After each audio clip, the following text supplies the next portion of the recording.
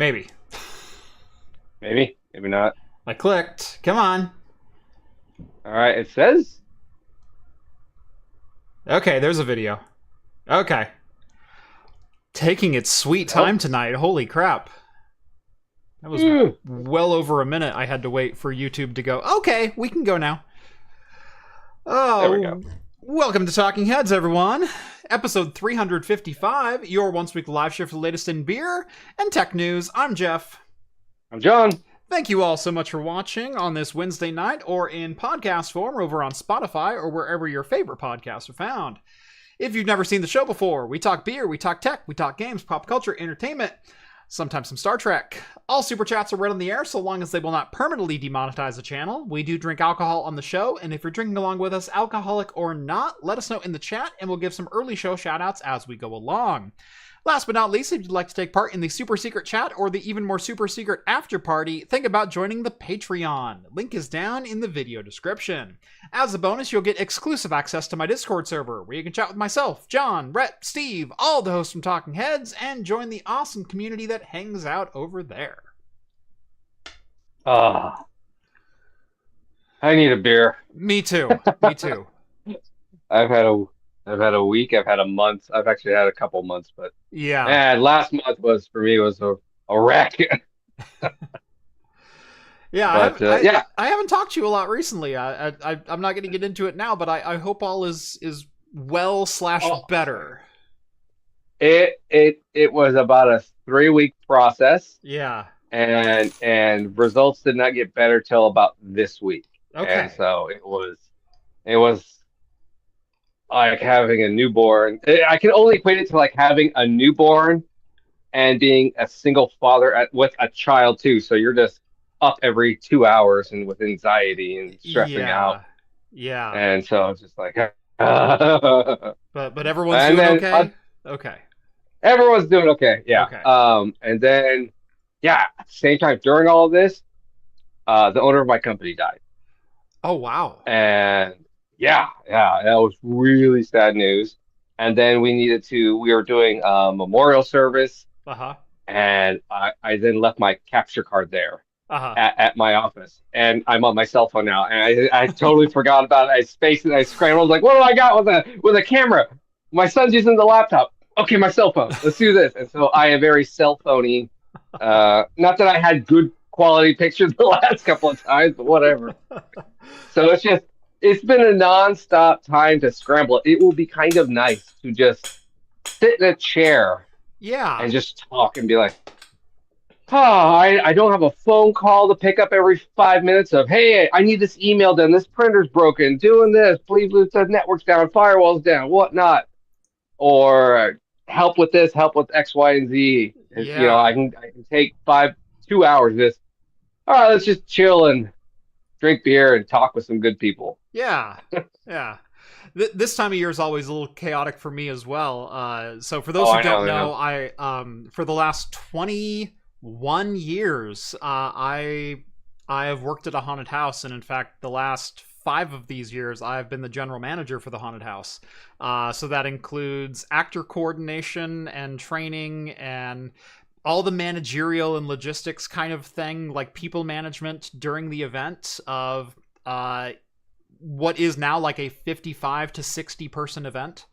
My job is to make sure we open on time, that we close on time, that staff is trained to do what they need to do. I respond to any incident and customer complaint and drunk degenerates and, and rude customers and everything else. So yeah, I do that every Friday, Saturday, Sunday during October. So, and then I've got, my other stuff that I do during the week. And it feels like I've been gone more than I've been home lately, because I spent a week in Nova Scotia. I spent 4 days in San Francisco. I spent 3 days on the Intel campus. I spent a couple other days doing something else elsewhere. It's just like I've been all over the place for the last 5 or so weeks. So I understand the busy sentiment. Yeah, no. Oh, yeah. We have 4 offices in Florida, Yeah. 1 in St. Pete, 1 in Clearwater, 2 in Tampa. It's just like, so we Yeah. spent a week just prepping for all of that stuff and trying to coordinate what might happen there, what to do, getting it back up, type of thing to flood. So just I'm on the phone trying to ramble and tell people what to do, how high they should put their computers. Right. There was the potential of flooding in the office because one of them is less than a mile away from the coastline, Yeah. and it's on the ground floor. Yeah. So, yeah, everything had to be lifted off the ground and all the Ethernet ports covered up as much as we're like, we don't even know what to do. So, yeah, it was a lot of scrambling. And then people so locally are just, hey, we still need you to come help out too. So, right. Yeah, just nonstop. That's stuff. nuts. Busy. Yeah. But so hey, beer is welcome. Beer. Let's beer. beer. You know what? I could beer. And I'm going to start off with a different one. Oh. We're calling a mulligan already. All right. Or it's still going to be pumpkin. I would say, did you see novellas and you're switching to one of those, or what are we doing here? Yeah. Well, I saw novellas and I was like, all right, I have to compete now. So basically, yeah. All right, it's one of those. Okay. So I am going to be having Prairie Artisan Ales Pumpkin Maple Martini, Imperial Stout aged in maple bourbon barrels, coffee, pumpkin pie spices, vanilla, espresso, and pumpkin 13.9%. That's no pumpkin beer. That's a lot of words to fit in a 12-ounce bottle. Nice glass to go. Yes. I love a good stout in those laser etched glasses. They look so good with a dark beer behind them. Look at that. That's a good looking beer. That's a good looking beer. Yep. Oh, it smells good. Anyway, Novella is drinking a New Holland Brewing Dragon's Milk Triple Mash 2024, 18.7, 4.46 on Untapped. Well, fine. I'll go bust something else out. Jeez. Yeah. Ooh, that is quite delicious, actually. Let's see. Skull says, hey, everyone. Hello, Skull. Rev says, cracking into a Stradivarius Farmhouse Saison hopped with Strata from Equilibrium Brewing. 6%, 3.9 on Untapped. Ben says, good morning from Kenya. That is, I think, a new one. I've not heard of anyone watching from Kenya before, so hello. Hello, and good morning in Kenya. I kind of want to start doing like a Talking Heads like bulletin board, like put a pin on a map. I think that'd be fun. That would be fun. I always like doing or seeing stuff like that. So maybe I could do like a self-hosted map where you could check in from where you're watching from, and we'll just tabulate all the cities on the map. I think that'd be cool. That would be kind of fun. Yeah. You like you could leave the link to it in the description of every video and be like, hey, make sure to tag yourself. Right. Where you're at. That'd be fun. Yeah. I might have to do that because the last couple of weeks, a lot of people have been checking in. We had a couple South Africa. I've had a couple Japan. Obviously we just got Kenya from Ben. So yeah, I think we need to do that. Vince says hello from the PNW. I think I've been there before. I've heard of people being from there. So yeah, no, I wouldn't want to be known though. That's the thing. I know people there, but I won't tell people if I wouldn't say it. Mike is checking in from the Four Corners of Oz, the land of Oz. They have a Four Corners as well. I believe we usually have some viewers from the Four Corners of Canada as well, like way up there. So, not going to call out any names, but I think they know who we're talking about. Schlee says, there's no way I'm telling you where I'm from. That's fine. I could find out. That could be a thing, though. People could, like, just, I'm over here. Yeah. It's the honor system. Yep. Allison says hello from England. Hello. Hello and good morning. Skull is opening a Barntown Brewing Cherry Almond Cupcake Gluten-Free Sour. I would be curious what a gluten-free sour tastes like. I'm kind of because intrigued. that does sound like it would have like lactose in it too. Yeah. Almond cupcake. Usually especially most sours now are those jammy sours. Yeah. Not your traditional. I don't know, cherry almond. Yeah. If it's got like kind of an amaretto jam, I'm fully on board. I love a good amaretto flavor.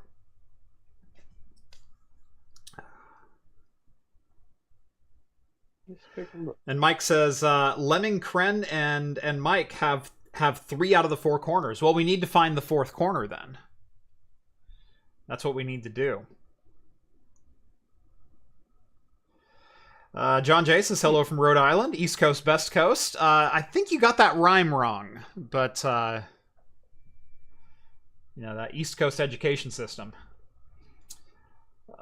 Yeah, Skull's beer sounds amazing. I agree.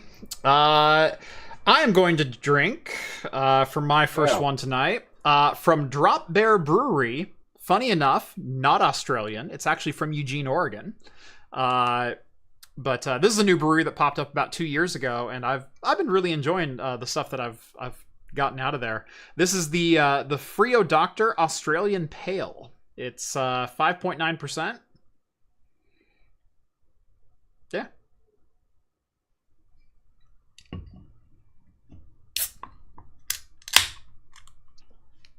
No, I've been actually really trying to find less hoppy beers.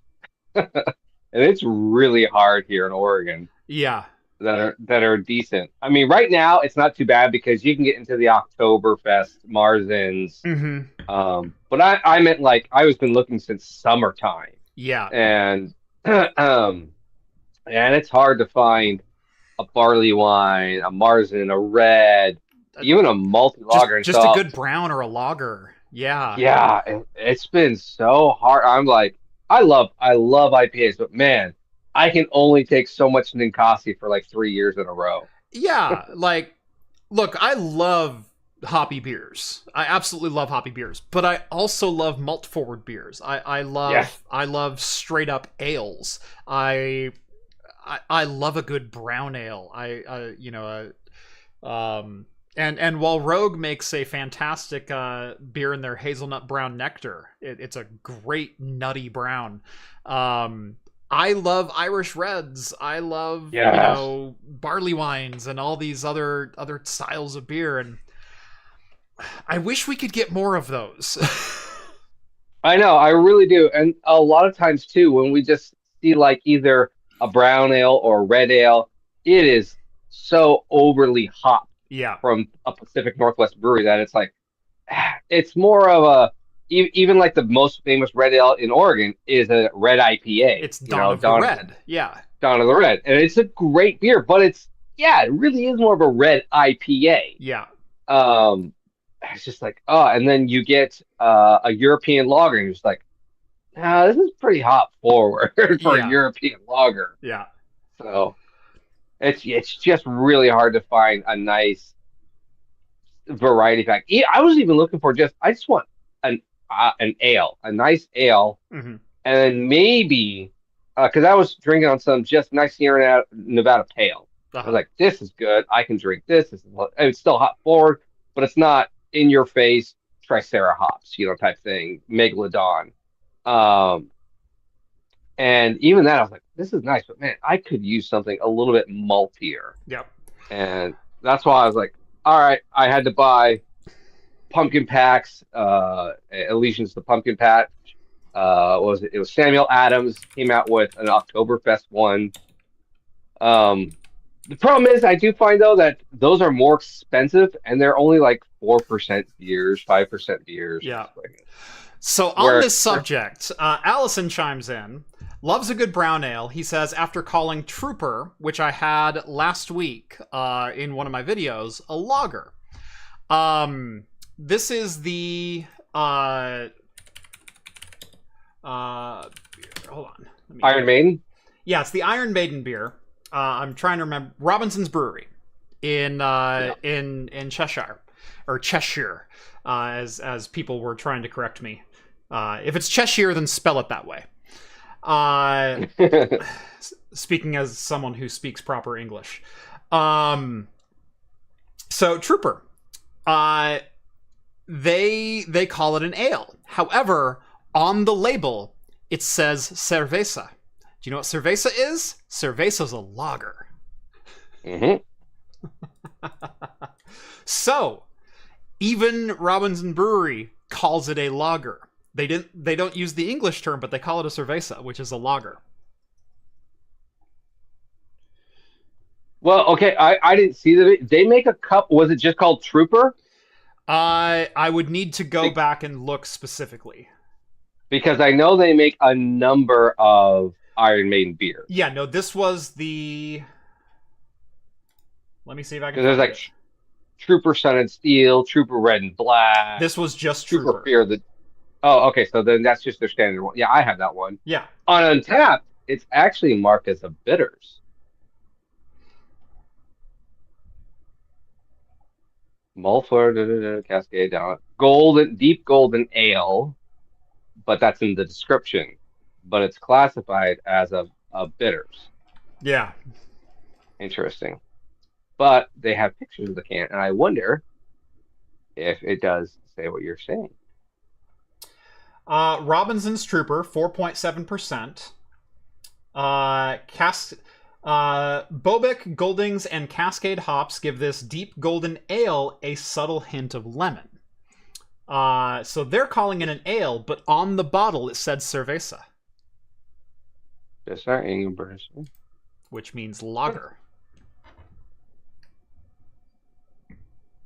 It's been a while since I've had that beer. Doesn't bother. It's actually funny. Doesn't shock me that they didn't bother with a correct translation, says Allison.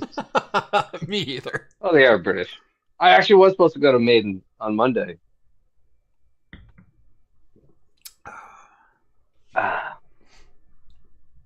All right. Anyway, it is 6:20. Let's go ahead and dive into some news. And I think we will start with... rumor mill is heating up around the RTX 5000 series, with most rumors pointing to we're going to get probably an RTX 5070 and a 5080 first up. Whether that comes this year or next year, I have no idea. The fun part is, if I had signed an NDA, I wouldn't be able to tell you that I'd signed an NDA, nor would I be able to talk about things that weren't on the website. However, I can tell you I've not signed an NDA, nor have I heard anything around a timeline for a launch, which to me suggests that it's not happening in the immediacy. Typically, I will receive some notification about 3 weeks before cards start shipping, so I can start prepping myself for timeline and everything else. Oh, you're fine. And I have not received any communique related to 5000 launch. You'll know I have when I shut up about it. But my guess is the 5080 will launch at CES or somewhere right around there. I don't think we're in for a Q4 launch. I think we are in for a Q1 2025 launch. Probably immediately following CES. That's my gut. That's where I think we're at. But today we are talking about the supposed retail price of the RTX 5090.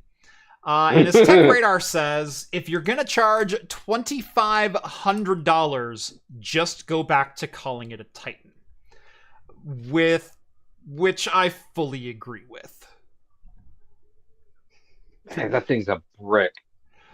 Yeah. Have you seen the 3090, the 4090 cards in person?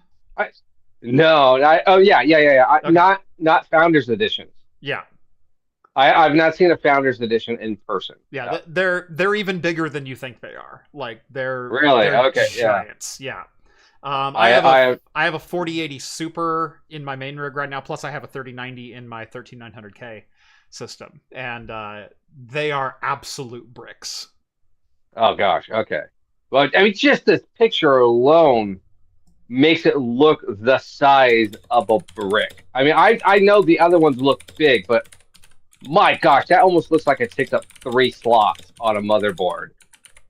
Like you would, I don't know how that is held up, you know, on a motherboard. Yeah, I don't like that graphics cards have gotten so big, and we are simultaneously not addressing the aging ISA ATX standard as far as how do you mount them and support them. We're coming up with a lot of solutions like, well, just get an anti-sag bracket and put that in your case somewhere. It's like, I don't like that as a solution.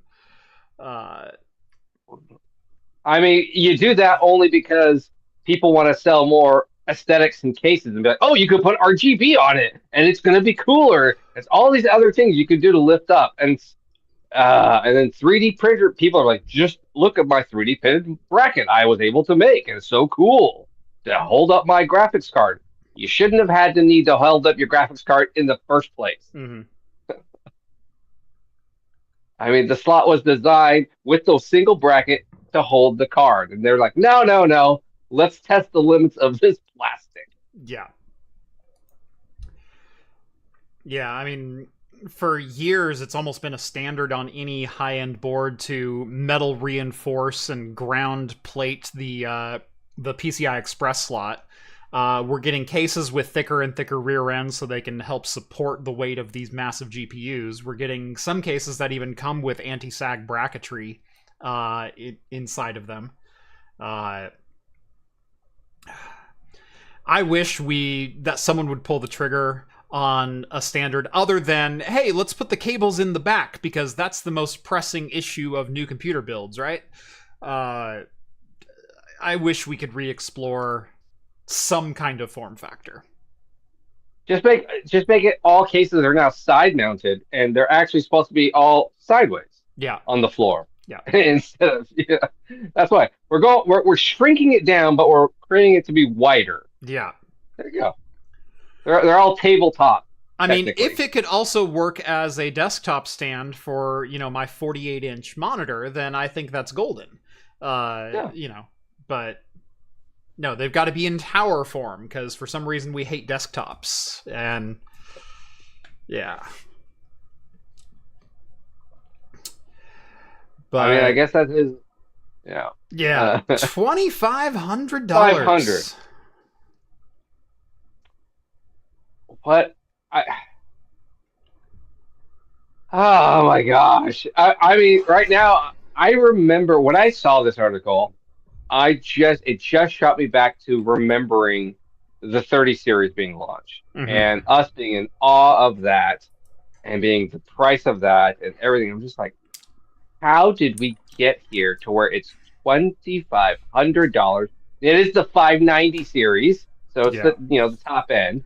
But my gosh, $2,500 for the entry level, or not entry level, but the first edition version of this graphics card, Founders Edition, of the high end. Who's going to pay that? And who wants to be the person to pay for that and then find the bug and the issue in it? Yeah. And really, is it going to be that much more worth it? You're just that boy, that PC gamer where I gotta have the best of the line all the time. I don't care if it's $2,500. You know how much of an awesome gaming rig you could buy for just $2,500? Yeah. It's without that card, and still have a excellent card that's gonna last you probably like 10 years. Yeah.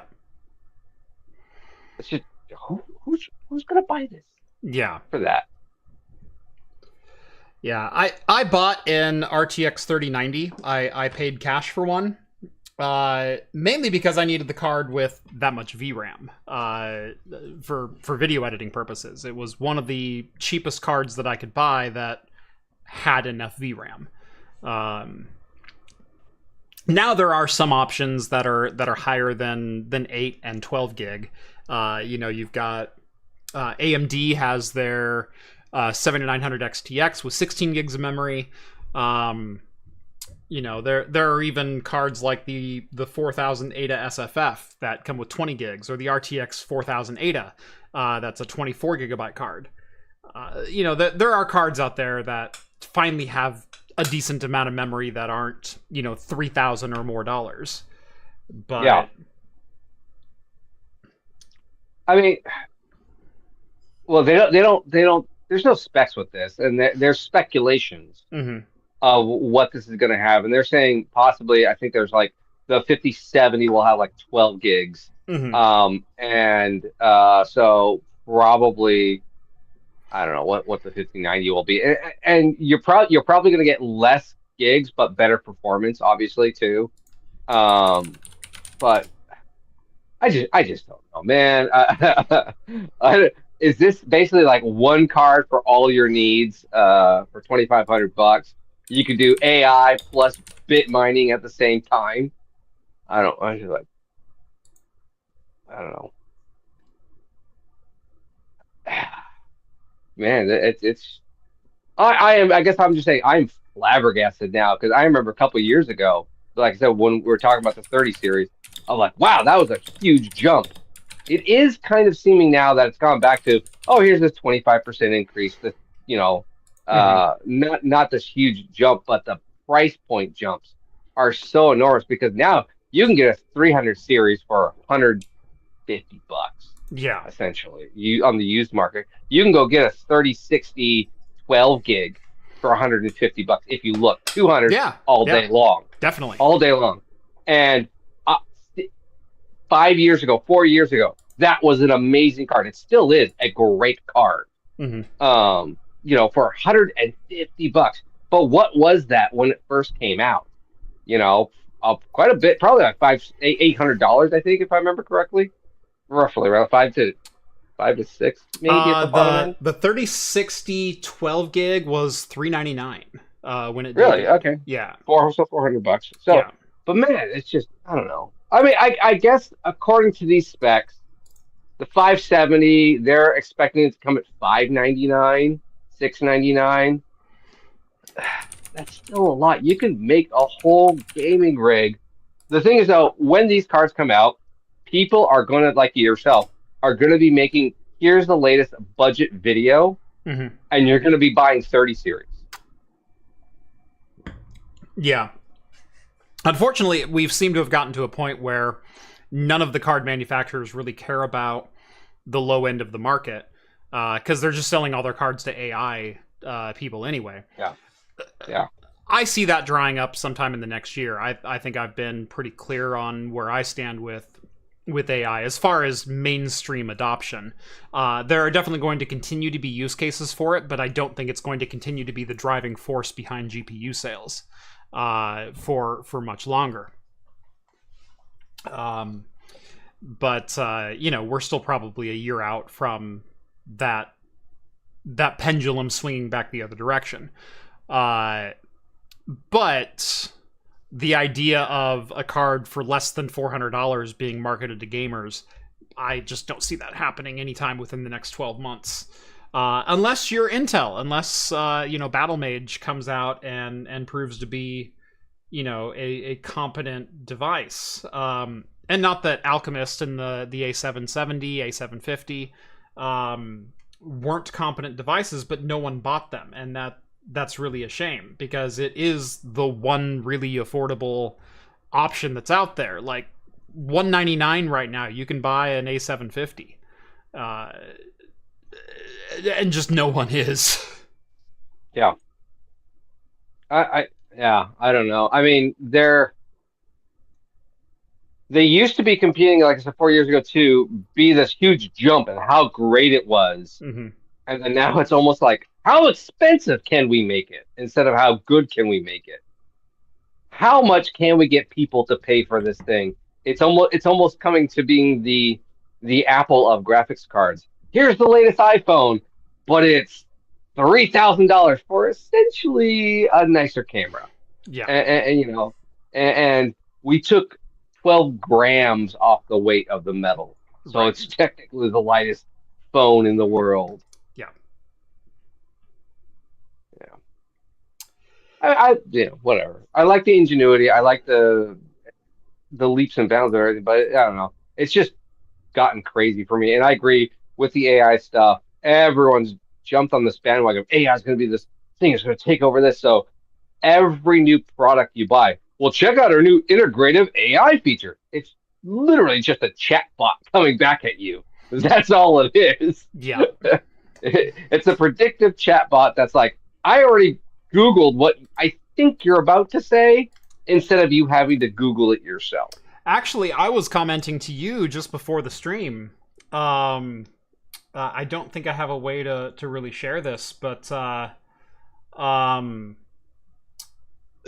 Google, through YouTube Studio, is starting to give AI-generated comment reply suggestions in my comments. So as I'm scrolling through, I'm reading comments from my most recent video, and I have suggestion boxes underneath of what I could write in response to comments that I'm receiving.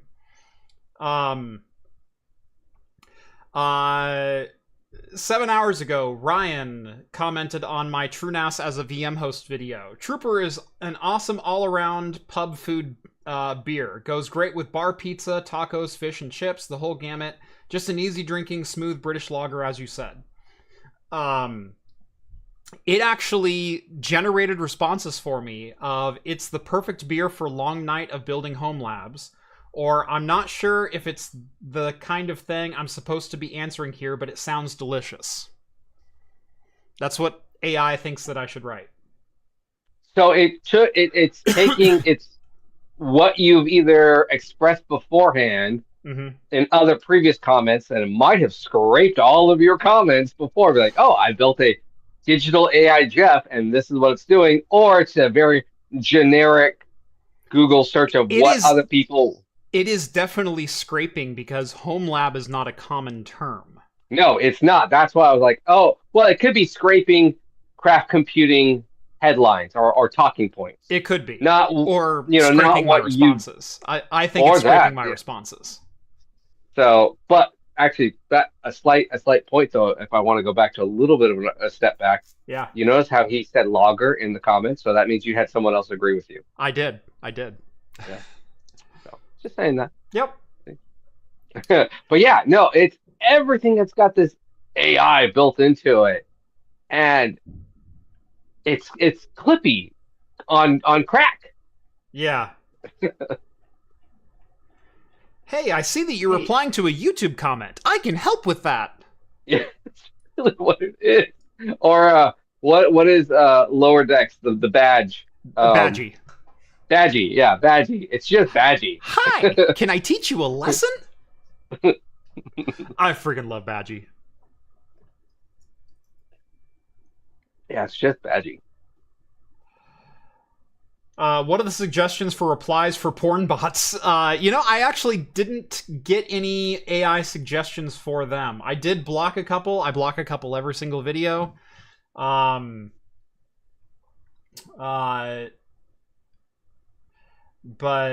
yeah.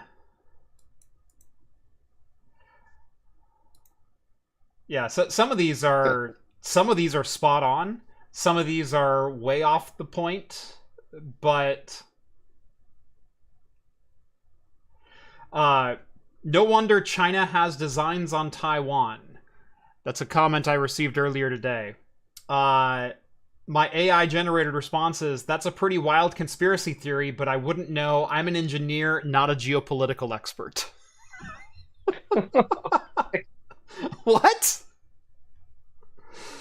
It also says, I'm not sure what that has to do with this video, which is also something I would totally say. Yeah, so AI is everywhere. Yeah.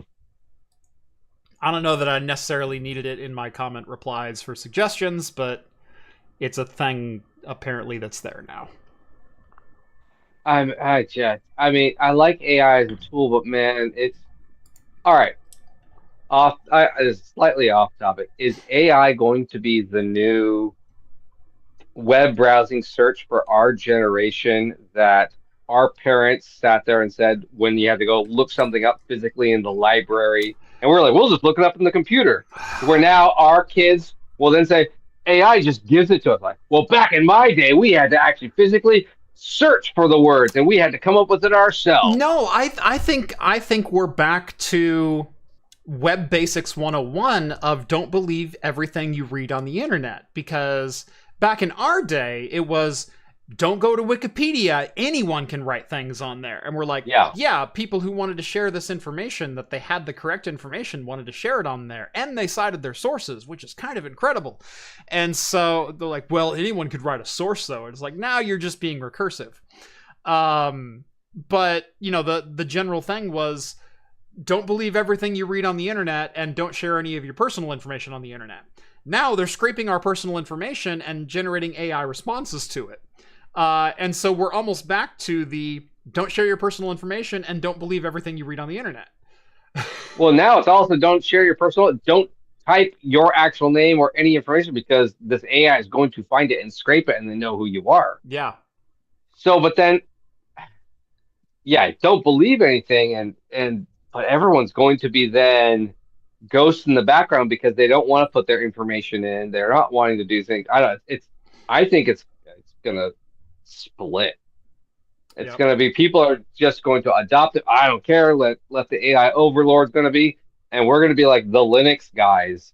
No, don't share any of your information. We're going to get off the grid, because we'll still be on the grid, but I'll never put my actual information on. I'll never put my birth date on. I'm not signing up for this, putting my email on there, you know. I mean, I already have 2 fake email accounts to just sign up for things, just for spam. Yep. I'm like, it's not even my real name in these email accounts. Nope. My birthday is, 2000. So it's like, all right, yeah, right. It's not real. I have an account. I'm not going to mention the name of it, but it is not my name, and I actually put a billing address in there for Fort Lauderdale, Florida. Yeah. Somewhere I've never been in my life. Yeah.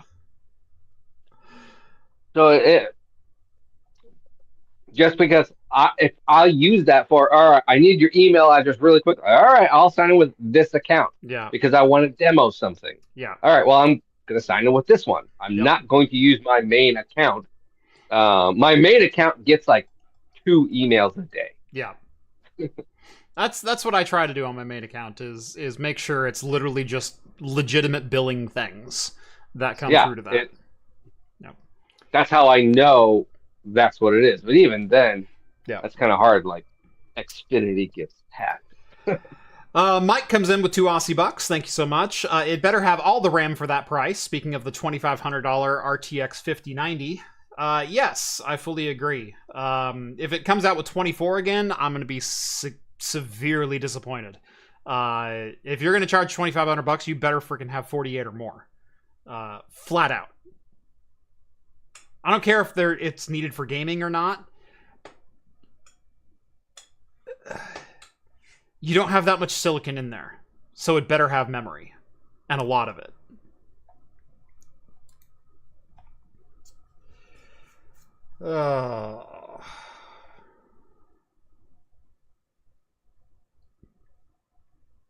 Rumored at 36. Okay, I guess. Can't say that I love 36 as a number, simply because I know they have other Blackwell GPUs starting at 40 and 48, in their Enterprise series of cards. So I don't love 36. And to be clear, I don't care that gaming has no need of it. I want it anyway. That's always been the point of the Titan card. But everything about the big end Titan cards or the high end, the 90 parts of all the series is to be like a little bit of swinging, if I want to say something, wagging. You're not going to use it, but you want to have it just to say you have it. Right. Especially if you're dropping that much money, you're going to be like, yeah, I spent that much money just because I have it. I'll probably never use it in 90% of my usage. The person who's probably buying this, other than actual professionals for probably video editing. It is going to be like some sort of streamer, Yeah. YouTube streamer that's a gamer and be like, I got the latest.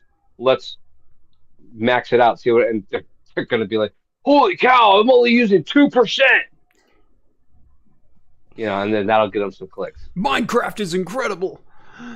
Oh my god, yeah, let's, Yeah. what's Minecraft at ultra settings that I found this hack for? Yeah. Lacasa says 5080 is rumored for 16 gigs. I think that's fine for the 5080. The 5080 is a gaming-centric card, and 16 gigs is going to be more than enough for any gaming-centric use case, period. 12 gigs is plenty. Yeah. Even maxing out any game on 4K, you're not using 16 gigs at this point in time. Even a couple years into the future, I don't think you're going to be maxing out at 16 gigs. So... Well, yeah, it's speculated even the 570 will probably have 12. Yeah. And that's plenty right there. No. I'm told that 8 gigabytes is completely useless in this day and age, John.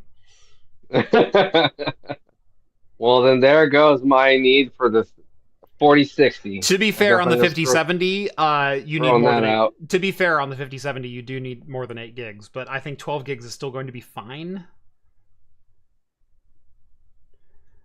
I mean, I'd like to see 16 there, and I'd love to see 24 on the 5080 to give it a little bit of future-proofness, but until there's competition, we're not going to see that. So, yeah. And until you find folks, all of you people who swear up and down that if AMD comes out with a competitive card and Intel comes out with a competitive card, you'll buy it. You're not buying it. And until you go out and spend your money elsewhere, NVIDIA will just keep tugging that leash along. It's the way of the world, my friends. And you know what? You might have to suffer mediocrity for a little while. You might have to go, dang it, I bought an Intel card. It's not all I had hoped for. But you know what happened? You didn't give money to NVIDIA. And NVIDIA's going to go, hey, what's this little dip in our chart? Oh, well, apparently gamers were buying the Intel card because it came with 16 gigs at the base level. Well, screw it. All cards from now on will come with 16 gigs at the base level. Guess what? Consumers win. Yep. But put your money where your mouth is. And I'm not saying you'll have a terrible experience on Intel or AMD either. One of my primary gaming rigs uses a 6900 XT, and it's a phenomenal gaming rig. I have some productivity issues on that rig. I've tried a couple of times now to go over to AMD for using Adobe Premiere, but now that I've got DaVinci Resolve, I think I want to try it again and see if AMD might not be the answer at under $1,000 for a graphics card. But if you've been buying Team Green loyally for 15 years, shut up, because you're just going to keep buying it. And they're not going to listen to your complaints. And it takes more than just you also.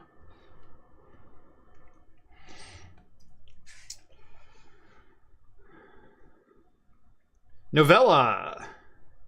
For 49 months? Yeah. Gosh darn it, people like me, John. But I don't know if you're keeping track. Novella opened a triple mash 50 minutes ago. And now he's opening the Trinity Brewhouse Belgian Strawberry. That a challenge? Yeah, I think he's challenging us both. I think I still got some Buckfast left over that I can go and drink. That's got capping. Although, so my other one was a triple IPA, but it was from the... So, wasn't quite that... Oh, what? The Belgian Strawberry. Oh, do you know of the Belgian Strawberry? No, I don't have it. You can't buy it in Oregon, I'll tell you that much. Oh, okay. It is only available from Trinity Brewhouse direct, on tap. They do can it for you there, so you can buy fresh cans of it. But it's a variable percentage beer that goes between 18 and 22. I mean, I have stuff I can compare. Anyway, Novellus is cracking open a Trinity Brewhouse Belgian Strawberry in the after party, celebrating a new job starting at the end of this month. Congratulations, Nice. my friend. Congratulations, dude. I know he ran into some job difficulties about a month ago, and we've been waiting to hear some good news, so that is fantastic news. I know he had an interview last week, but I was in San Francisco last week, so I didn't get to hear how that went, so... He didn't ask us for references to be his reference. I didn't get a call about any references, and I'm kind of offended. How dare he? Yeah. But no, that is super awesome, my friend. John Jay says he will also be cracking open a Belgian strawberry. You know what? 2 weeks ago we had Barley Wine Wednesday. It feels like it's going to be Belgian Strawberry Wednesday. I mean, I can go get stuff. It's fine. I got some Vikings blood right here staring me at the face.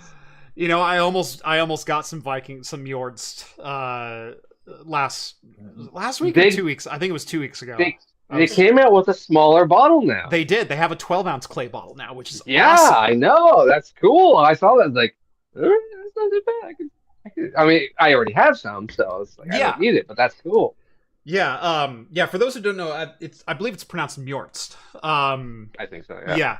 Yeah. They sell clay bottles of mead, and one of their probably the best one that they make is called Flagship, yeah. Yeah. And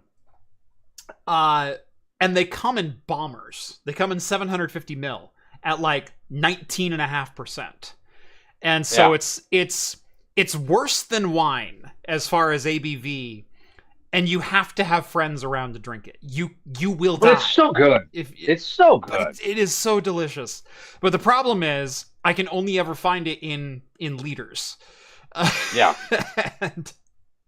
and I just don't know that many people who will drink that much mead in a single sitting to come over and drink it with me.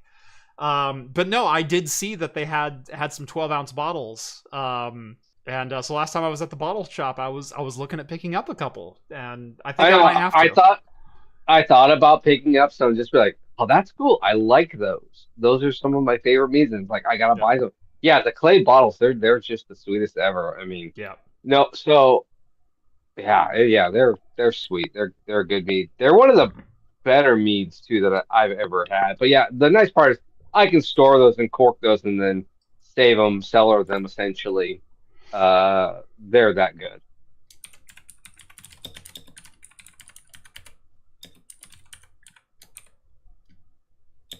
All right.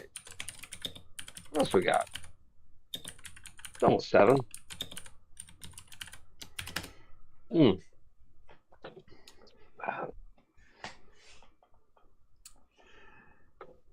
Yeah, so John Jay, member for 31 months, says he'll also be opening a Belgian Strawberry. Skull, member for 73 months, by the way. Yeah. Congrats on the new job, Novella. So say we all. And John is reminding me and Cheese over at Chips and Cheese that we also have Belgian Strawberries in our fridge. I do happen to have one. Hey, John, do you have to work tomorrow? You can drive on up. I'll crack the Belgian Strawberry. You can sleep on the couch. I'll still make it to work. It's fine. Right. I'm a professional. Yeah. Well, it would have been. Well, we were gonna crack open. We were supposed to schedule that time, and then obviously stuff happened with me. Yeah. We were gonna have that Pappy Van Winkle. That's right. Yeah, we were gonna do a social with some Pappy Van Winkle, and that got put on the back burner for a while. Yeah. So Jonathan, I still have a land spot reserved for you. I am still planning on coming. Okay. I need to know the date. I can come for one day. I can commit to one day. Can you do a Friday, Saturday, and then drive home on Sunday? Can you take Friday off, drive up early Friday morning, and then leave early Sunday morning? Give me 48 hours. Maybe give me I might 48. I might be able to do Friday, leave in the evening, come back Saturday. Okay. Type of a thing. Dude, I can do the what is it? It's like an hour drive. 45. It's a little over an hour. Yeah. Yeah, I might be able to just from do your house. that. Might be almost exactly an hour. Yeah. I think it is like it's like 58 minutes, something Yeah. like that. Yeah. Me, it's a little bit longer, but yeah. Yeah. I can probably do something like that. Okay, so yeah, it's November 7th through 10th. So it's Thursday, Friday, Saturday, Sunday. November 7th. Okay. The 7th is a Thursday, and that's basically we set up and then we go have pizza. Like that's usually Thursday. Because they don't open the door until 6. By the way, Skull's going to be there, so you have to come. Ooh, I have to come for that. Yeah. I'm gonna say like I said, I can commit. I know I can commit to one day because I already got that confirmation. Okay. 48 hours or the next day, maybe. I'll try, but I would just say come up early Friday morning, because it opens at 10 o'clock. And so come up at 10 o'clock on Friday morning, and you can leave at like 8 a.m. Sunday morning. And you're literally in town less than 48 hours. But then you get 2 complete days of gaming. Yeah. Well, it's all going to depend how everything is still doing here. Yeah, totally. So, but I already got commitment for. I can do Friday. Friday actually is the better day too. Okay. Yeah. So I can do that. Sweet. That one is for sure. That's a guarantee. So I will be there November 8th. Excellent. That is a commitment I am doing right here, right now. Yep. So you'll be there. I know Steve is there. I don't know if Rhett is coming yet. I haven't gotten a commitment from Rhett, but I talked to Rhett about a week or 2 ago. Yeah. He's still on the fence. He doesn't know. Yeah. But this could be the first event in 5 years that all of us are at. Could be, yeah. I got to see Rhett at a birthday party. Oh, nice. So we all hung out. A mutual friend's kid's birthday party. all of our sons. What's weird is we're all different ages in our little circle group, but all of our kids are like the exact same age range difference. Yeah. And so it's like the weirdest thing. Yeah. Yeah, I met up with Rhett and did some beer pouring at Oktoberfest. Oh, nice! Month. So yeah, that was fun. First time I volunteered over there, so that was a lot of fun. Definitely gonna have to do that again. I miss pouring beer. That you should do I wonder if you could do a live stream of that. Of pouring beer, of doing Oktoberfest, of just being there and having, a live stream of you pouring beer for people and talking to people. Yeah. Yeah, some people like that.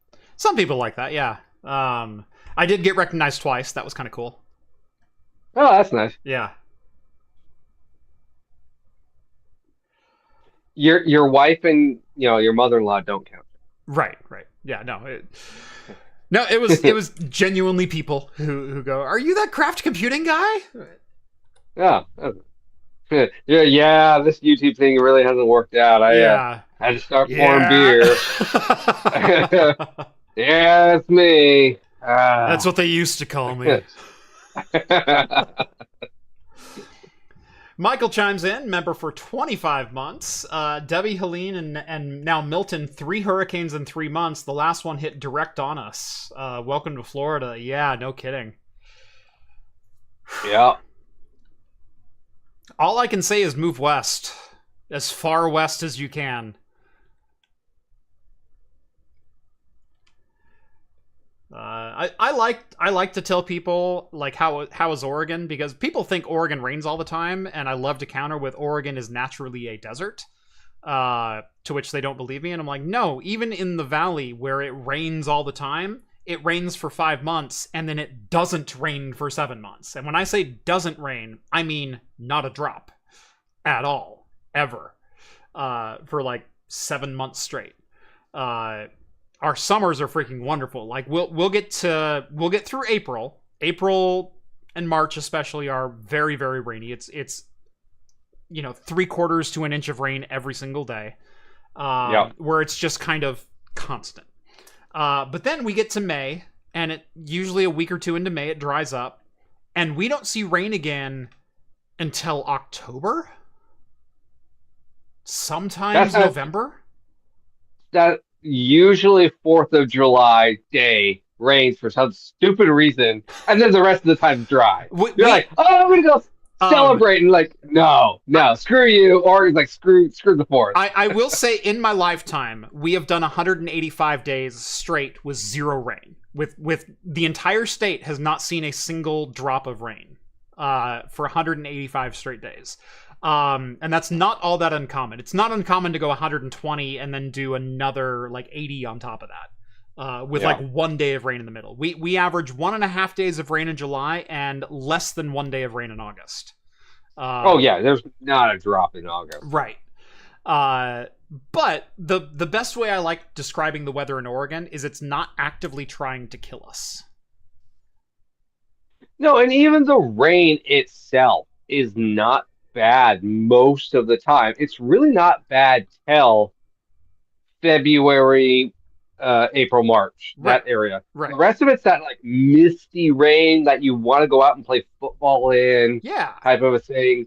The December, November rain isn't bad. It almost feels like fall till mid-December. Yeah.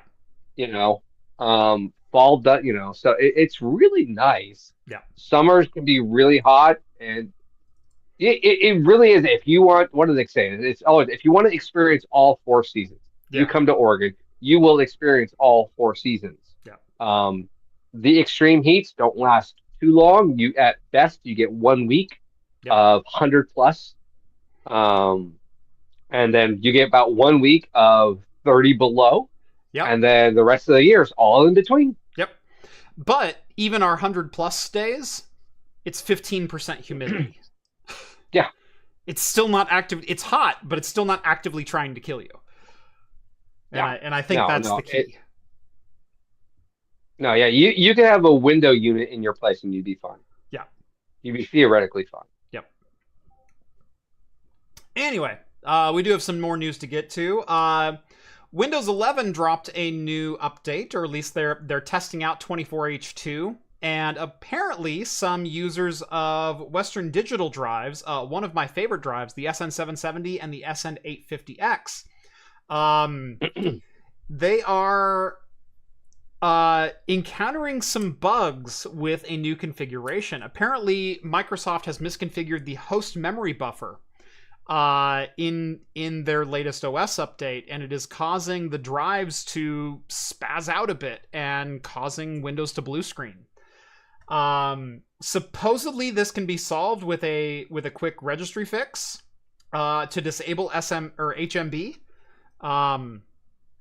or you can disable or set it to 2, which sets it as a 64 megabyte value. Apparently what they were trying to do is float the value, or use like a dynamic value. And the drive memory controller doesn't like that at all, and is causing some issues. And so it was defaulting back to state 1 when it should be either 0 disabled or 2 steady state 64 megabyte. So that's unfortunate because I have 4 PCs that are using SN770s. It's one of my favorite drives. I use it all the time because it's that perfect value price point of good performance at a good price point. Like I think they were $180 for a 2 terabyte SN770. A 990 really Pro, sure, it's slightly better performance at like 8,000 megabytes a second instead of 74, but it's also $50 to $70 more per drive. And it's Western Digital instead of, no offense to these, but Silicon Power, Lexar, kind of the what I would consider a sub-tier brand, a budget brand. Samsung, those Samsung drives. Those Samsung drives, that's right. Those Samsung drives. Yeah. It's a fake! If you don't know that reference, go watch Jeff's latest video. Into the Pale Moonlight. I should have just named the video Into the Pale Moonlight.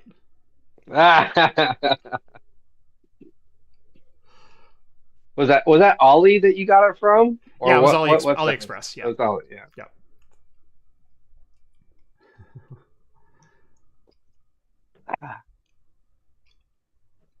You got to unleash hashtag. If you're gonna put a tag on that video, you put a hashtag into the film.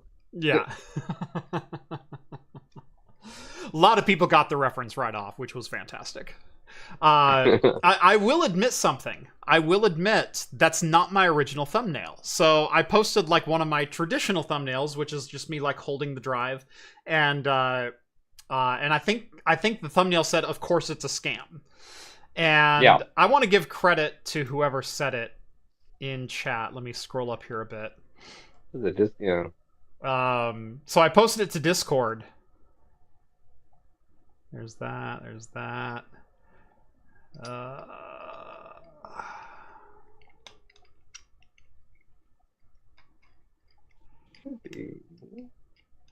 right. There we go.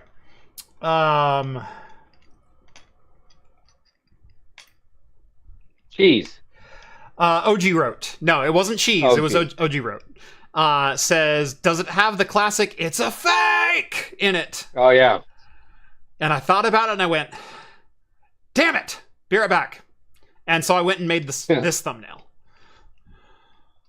And I love this thumbnail so much better. Oh, it's a much better thumbnail. So OG, you get credit for today's thumbnail.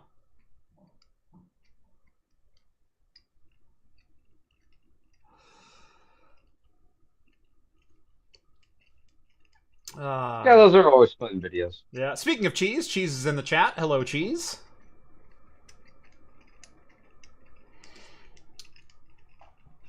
And they're all trying to convince me to open the Belgian now. God. Have fun tomorrow if you do. I got to do tomorrow, man. Like, I know. Like, why isn't this show on a Friday? Do you know No, how Friday productive I night. was today and yesterday? Like, I produced 2 videos this week already. I produced one on Monday and another one on Wednesday, and they're published. Today I got up, I finished the edit of this video, I published the video. I got on for my haunted house gig, and I designed a new bracket for a laser effect that we have to be able to hold the lasers exactly where we need them to be. And it's tapped with 2 different hole sizes, and I needed enough thread spacing and everything else. Like, yeah, it's a very simple bracket, but it took me about an hour to get it exactly the way I wanted, and then print out 12 of them and everything else. I then went out to an early dinner with a good friend of mine at 4:00, and then I got back at like 5:20, just in time to do a little bit of show prep and then start the show. And then I'm doing the show, and now you're making me drink a Belgian strawberry when I'm trying to be this productive again tomorrow. God, you guys are killing me. Maybe.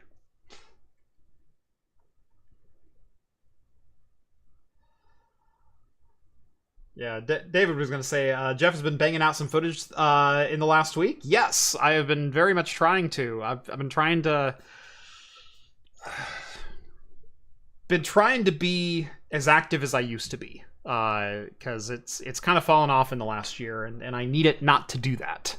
I think some of it has been like, I think my content is better overall than it used to be. The problem is I'm still not producing as much, and YouTube cares way more about as much than it does good quality. And so do I... But my problem is I don't know how to slack on quality in order to hit deadlines. Like, I'm not good at that. I tried, and I'm on my last sponsored video. And when I mean sponsored, it was just like, hey, we have a product we want you to review, and we'll let you keep the product. Yeah. And I'm so far behind. I'm like 3 weeks behind on it.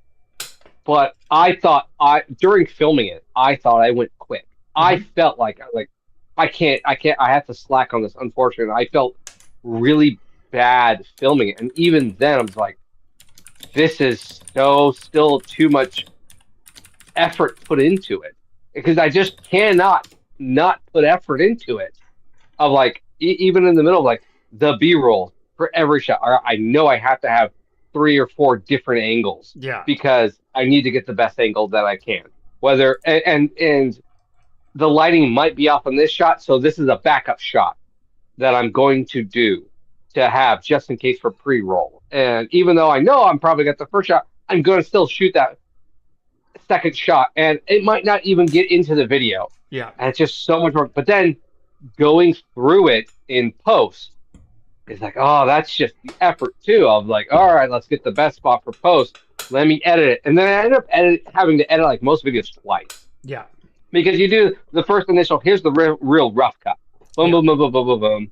And then, all right, let me get to the meat and potatoes. Do I really need to state that statement for this long? Yeah. But you watch your video like 3 to 4 times, listening to yourself. All right, let's add this effect. All right, I can do this, move this here. And even for my simplest of beer videos, it's so long. It's like I could not comprehend the amount you're doing for your tech video. Right. Producing a 20-minute technical video of whatever the subject may be. Right. It's probably like 3 hours of footage that you're just having to go through. Usually it's about an hour and 20 for every 20 minutes that makes it to air. So it's only about 4 to 1, which is not terrible. But also keep in mind, not terrible, but that's a. But also keep in mind, I do 100% scripted videos. That's you having to write it first. Right. So I have to sit down and write it and rough draft it and then edit it and recompose it and everything else. And then shoot it.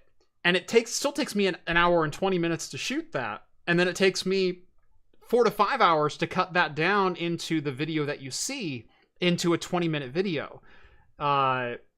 So yeah, there's 20 hours of production, not including, there's probably 7 hours of production that goes into just the shooting and editing of a video, let alone the testing, review, methodology, setup, knowledge base, writing, rewriting, etc. Yeah, it's a lot. But then I sit down and I cranked out that NVMe video in like an hour and a half or 2 hours. I think 2 hours of total work. And got that one spun around pretty quick. And that doesn't need to be a highly technical video, but there was still a lot of, behind the scenes that went into that 22 minute video. So, it is 10 minutes past the hour, which means it's 10 minutes past me opening my second beer. I have a seasonal beer, and if you watched today's video, you saw me open one of these already. This is from Rogue Ales and Spirits. It is the Dead and Dead, the Dead Guy Ale aged with Dead Guy whiskey barrel chips.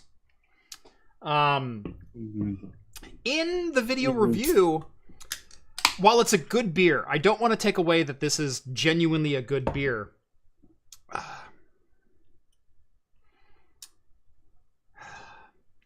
I usually complain about Rogue's whiskey tasting a little bit young.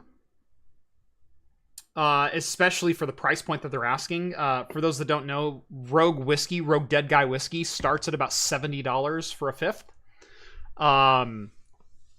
And then they have some higher end variants that go upwards of $120. Like, it's not a cheap whiskey. And even their $70 whiskey, I've had $30. I've had $30 whiskeys that are better than this. I have a bottle right there. I had some last night. It's not good. It's sour mash whiskey. It's not done yet, and especially this year's can of Dead and Dead. If you notice, it's not barrel aged. It is aged on oak Dead Guy whiskey barrel chips. They shred a barrel and they age it with the wood chips. What happens when you barrel age a beer is you pour your beer mash into a barrel, into the same char that ages your whiskey. And it infuses it with the same char and vanilla and cherry and oak that you infused your whiskey with. When you shred a barrel, there's way more surface area than just the char, just the part of the barrel that fused itself with the whiskey. And so you end up getting a lot more raw oaky notes. Yeah. And it ends up being a little bit more sour and a little bit more bitter. And when you're talking about a whiskey that was already a little bit too sour and a little bit too bitter, it doesn't make for a great barrel aging process. No, it can kind of almost slightly come off as like slightly infected, imperfect beer. Yeah. I mean, it doesn't look bad, doesn't seem bad, but I heard rumors, and this was just, I think when I say rumor, it was just literally an offhand comment for someone who said they, recently bought a bottle of Rogue whiskey, that they redid the formula for the latest batches of Rogue Dead Guy whiskey, where 2 years ago it was a completely different formula. Yeah. And that's when I bought mine, and it's I bought my probably a year and a half ago, and I think I only drank this much. Yeah. Over the course of a year and a half. I'm looking at it right now. It's what 1/4 gone. That's it. Yeah. Not worth it. I will never buy another one ever again. Yeah. I bought a bottle in 2019 of the Dead and Dead whiskey, which is the Dead Guy whiskey that was aged for 2 years in New American oak, as is required to make a bourbon. It was then removed from the barrel and then aged an additional year in Rogue Rolling Thunder Imperial Stout barrels. Yeah, I saw that one. That one was about $100 bottle, and that was really good. Although the whiskey was still a bit sharp. Like it definitely mellowed out. It definitely had some great roasty coffee kind of notes from that Rolling Thunder, which is a fantastic Imperial Stout, by the way. But at $100, I still was drinking that bottle going, this needed another year. This needed another year in char. And it didn't get it then. And then I'm drinking this now and I'm going, wow, they haven't even done like better. They've actually regressed on their flavor profiles. I'm betting they sat there and it's more of a budgeting thing. Oh, it certainly is. Of like, we can't take the whole barrel. We're probably maybe making more money off of selling the spirals and then taking the spirals and using some for our own beer and then selling them to other breweries of like, oh, it's Rogue whiskey barrel aged spirals, and yeah, I don't know, that could be one. That's one theory. But yeah, I don't know, man. I do hear the older, the more like the 120 variant is excellent. Yeah, that's what I heard. Yeah, but because it's minimum, I think 5 to 7 years age. Yeah, it's a 5-year blend, and I believe they have some 7 and 8 year barrels in there as well. Yeah, and so it's like, okay, that makes sense. But for $120, I could get something really nice for $50. Yeah, I mean, if you're spending $100, that's Jameson Gold. That's some really good whiskey up there.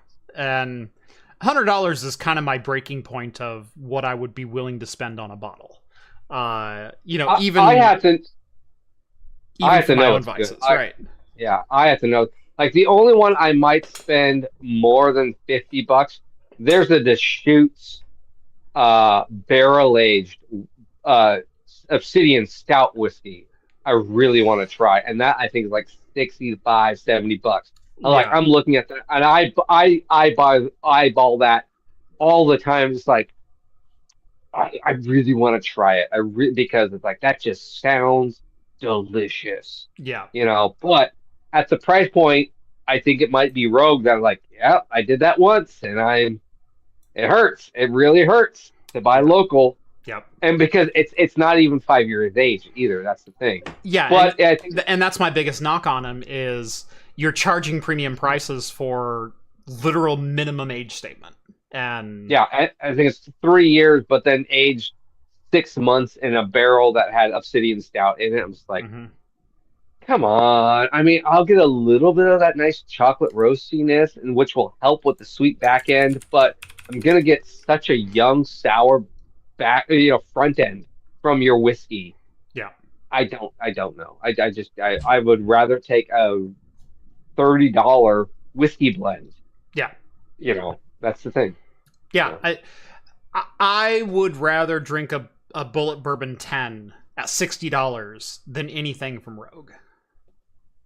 Oh yeah. Oh, that's a great one. I would. What was it? Oh gosh, what's that rye? And oh, well, it doesn't matter. Yeah. It's off topic. Yeah.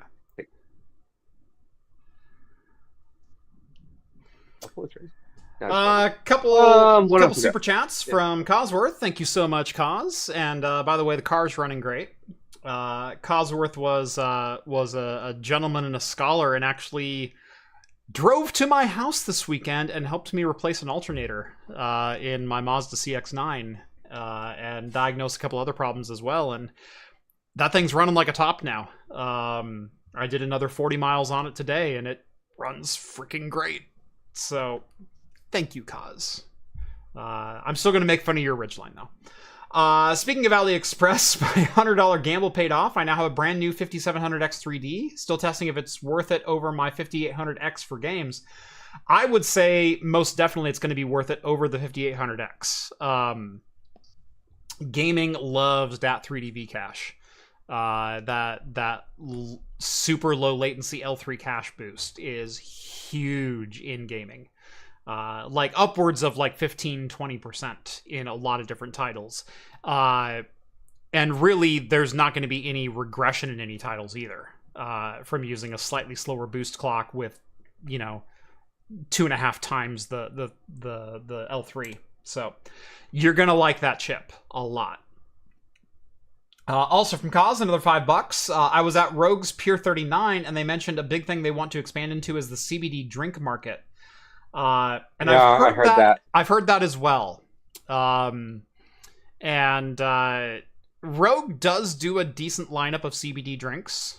How successful that's going to be to the general populace versus their beers or their spirits, I think a better return is going to come off of doubling down on your spirits and actually making them better. Because my one big knock on Rogue ales and spirits is their spirits are a bit subpar. The problem is with your CBD is that the CBD dispensers, you can't sell those currently now in Oregon or anywhere else in your standard marketplace. You have to go into a specialty shop. And so you can do sub 50 milligram CBD drinks in any store. Yeah, well, even those aren't like I buy CBD gummies. Yeah, and I'd rather take that than a water or a hot water, or something like that. It's hop water and NA stuff has become very popular recently, and you're getting a market, and then you're now introducing CBD, and I think it's a bad area because you're essentially creating a third market that you're trying to compete in and trying to get shelf space that really currently has no shelf space. And I wouldn't advise that. I agree with you. Go focus more on your liquor, and then let everyone else work on it. You already have a very nice hop water space. If you see that it expands, you can easily revamp and come in.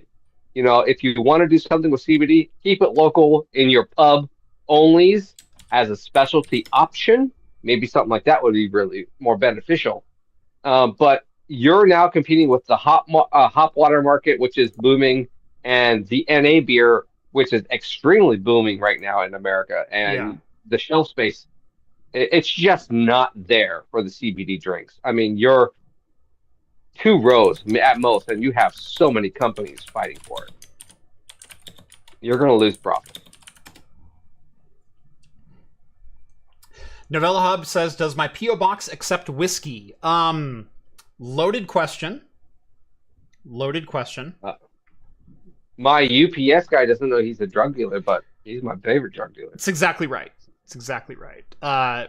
Are you as an individual legally allowed to ship me anything containing alcohol? No, you are not. However, if you box it yourself and pay for postage and simply put the label on a box and then drop that box off somewhere, I'm none the wiser. Who's gonna know what happened? Yeah. You just shipped me a package. Yeah. I mean, I got holy water from, Scotland that we all took in. So, whatever. I mean, if you want to ship me corn samples in suspension, that's, Yeah, fermented corn samples. Fermented corn samples. Yeast samples in suspension is my favorite description of beer. Yeah. Yeah, exactly. Yeah. Yeast samples in solution or in suspension is what you could use. Yeah. Yeah. I like recyclables. Unused recyclables. Yeah.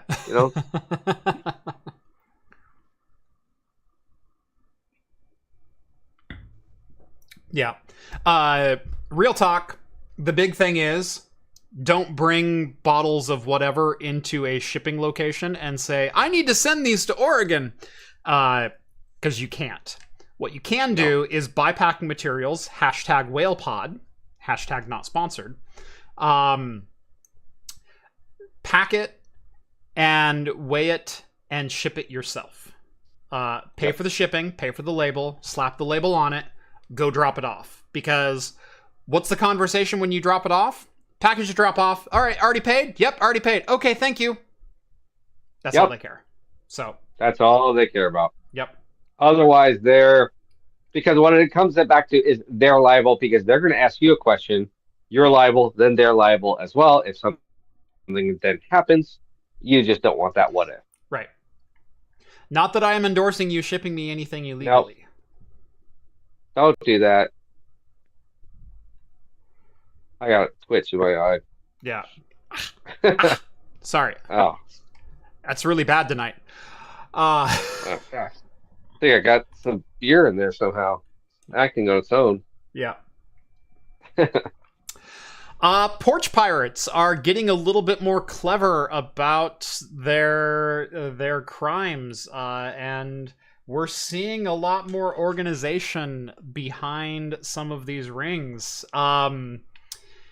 In fact, with the release of the new iPhone 16, iPhone 16 Pro, we are actually seeing potentially some inside information being utilized where Porch Pirates are following FedEx trucks who traditionally are the almost exclusive shippers of Apple in the United States. Apple is a FedEx partner. Where minutes after a package is delivered with a brand new iPhone or MacBook or whatever else, they are being pilfered from porches by pirates. Piracy is alive and well, and it's no longer on the 7 seas. Or in the web. But no, interesting. When I read this, my first thought was, because it's FedEx will subcontract out to local shipping agencies, but they'll still use FedEx trucks, but they're technically not employees of FedEx. Correct. Which then made me think that why wouldn't this just be their buddies following them around, being like, dude, follow me around. I got a lot of packages today. And they're probably scanning and loading their trucks. And I highly doubt that AT&T or the latest iPhone box is probably that discreet. I'm betting they probably know what it looks like. Mm-hmm. And they sit there, can load like 10 or 12 of them up, text their buddies. I'm just saying, not saying it's an inside job. Could happen. That is one theory. Yeah. That's all I'm saying. AT&T swears up and down they're not hacked. Like, tracking numbers are not hacked. Right. No information is being leaked. But somehow, it specifically seems to be AT&T targeted customers Yeah. that are getting the most porch pirated. Yeah. Yeah, there is a correlation between the number of thefts and AT&T customers being ripped off versus Verizon or T-Mobile. AT&T swears that they do not have an internal vulnerability, but it also notes that Verizon and T-Mobile both require signature on delivery, where AT&T generally does not, end quote. So Porch Pirates have definitely been a major concern over the last number of years. But the thought that all of a sudden Porch Pirates are becoming organized is a little frightening. You know, potentially working on some inside information. Doorbell videos show the thefts in New York, Pennsylvania, Delaware, Virginia, Michigan, Georgia, Florida, and Texas. The details are similar. A FedEx driver drops off a box with an iPhone from AT&T. Then a person walks up, sometimes wearing an Amazon delivery vest, and plucks the package off the front step. The heist can be so quick that in some videos, the FedEx driver and thief cross paths. They know what's getting delivered and the location. Sub-Detective Lieutenant Matt Arsenault of the Gardner Police Department in Massachusetts, which is investigating several recent thefts. They meet the delivery driver at the front door and take it. End quote. That's where I was almost like, inside job. That was my only thing. I was like, inside job, possibly, you know, but across the states, maybe not. You know, I would see that as a local thing, but it's not hard to follow a truck. It's not hard to do these things. Yeah. It's, you know, like we were kind of talking about in the age of AI, the age we're living in of finding information now of, what's the robotics guy? He always does the porch bomb every year, those viral videos. Mark Rubber. Yeah.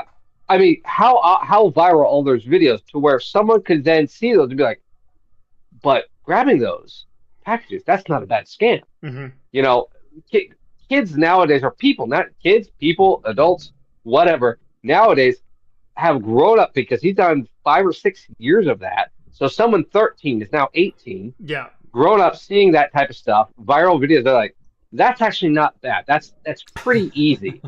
And knowing I don't live Amazon anywhere near San Francisco, so Mark Rober's not going to hit me.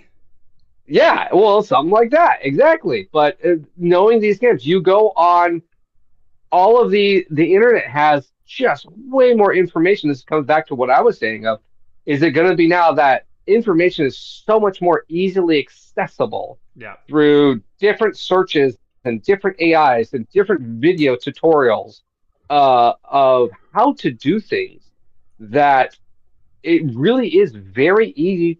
The best part is it's very easy to learn a skill. Yeah. But that's also frightening because you can learn a very bad skill of how to scam someone or how to do something or how often something actually gets prosecuted or fought after or gone after of things. And so, you know, you could look up just easily statistics. Oh, how often does a porch pirate get caught? 98.9% of the time he's free and let off with a slap on the wrist. All right, I'll keep doing that. Yeah. You know, some kid can do that. Some adult can do that. So it's not unheard of that these things are easy, and especially when FedEx is saying we don't need signature authorization. When I read that too, it's funny, is even here, when I get my packages for Tavor, which should require a signature, they will literally just be like, oh, I can go on there. Yeah, just leave it. And they'll leave it. They don't care. Yep. And they're required by law to do it. And so it's also on the shipping companies. Yep. There's a lot of factors into this. It can be bad, but it's interesting that, are they targeting iPhones or are they just grabbing packages? I think likely they are specifically targeting iPhones. That there is a lot of credence to that. iPhones are typically one of the most stolen items. They are typically one of the most resold items on black markets because they hold high resale values. It's not an item that you have to sell for pennies on the dollar. You can steal a brand new iPhone and sell it for literally retail price. Yeah. And so Apple theft, I hate to say it, but Apple genuinely is a luxury item in when talking about theft. It is just as high up It's there a status item. as a Prada bag or an item from Tiffany's as far as, you know, the resale ability of it. So yeah, you genuinely can get, you know, top dollar for these items.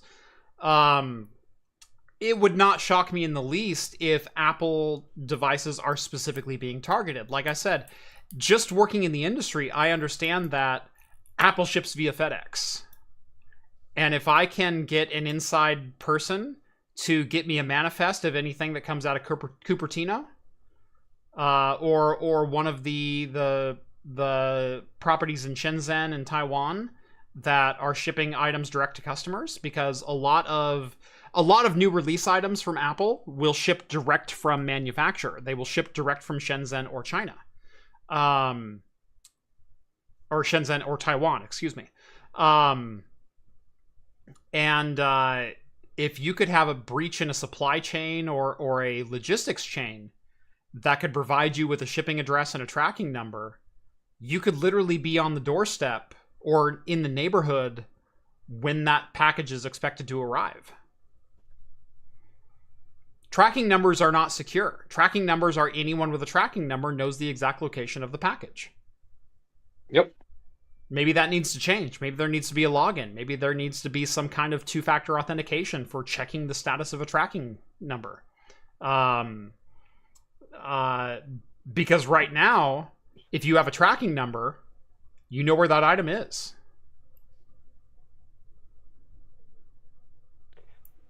I'm going to get my 5090 shipped to me via FedEx, Jeff. There you go. Yeah. Or I'm going to have it shipped to my neighbors. And I'll be like, oh, it mysteriously never got here. Right. So, Cosworth says, thwart Porch Pirates with this one simple trick. Geese.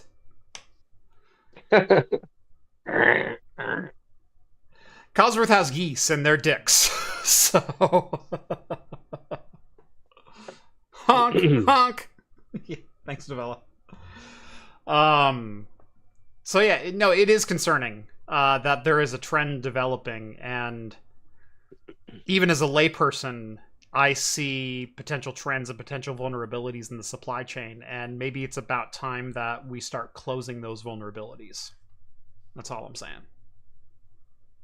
Yeah, no, I mean, that'd be an interesting way of tracking numbers and how you would do that. I mean, what a basic way would be, you know, attaching it with, say, a email address or an account, and you have to log in every time. I don't know. I mean, I guess if you did, well, I mean, does UPS doesn't do that either. So yeah, no, that's hard. Interesting. Yeah. Yep. Winamp. Winamp is in the news again, as it seems. I'm not sure how well you followed the last story. We talked about this last 2 weeks ago. Me and Steve did. Winamp released their source code and as open source. Oh, kind of. It was under the Winamp collaborative license, the WCL version 1.0.1. Who can make the coolest skin? No. What it was we're releasing the software as open source, in which you can contribute to the official repository. And that's it. Okay. You can help us build a better Winamp, but you cannot use Winamp or distribute it or create custom versions or host the code or fork it or read it or do anything else. We still own it. Do they charge for Winamp still? No, Winamp is still free. So then why do they care? The problem is they open sourced Winamp while also saying the only way that you can contribute or build any code for Winamp is if we adopt it into our official stack. No other use is legitimate.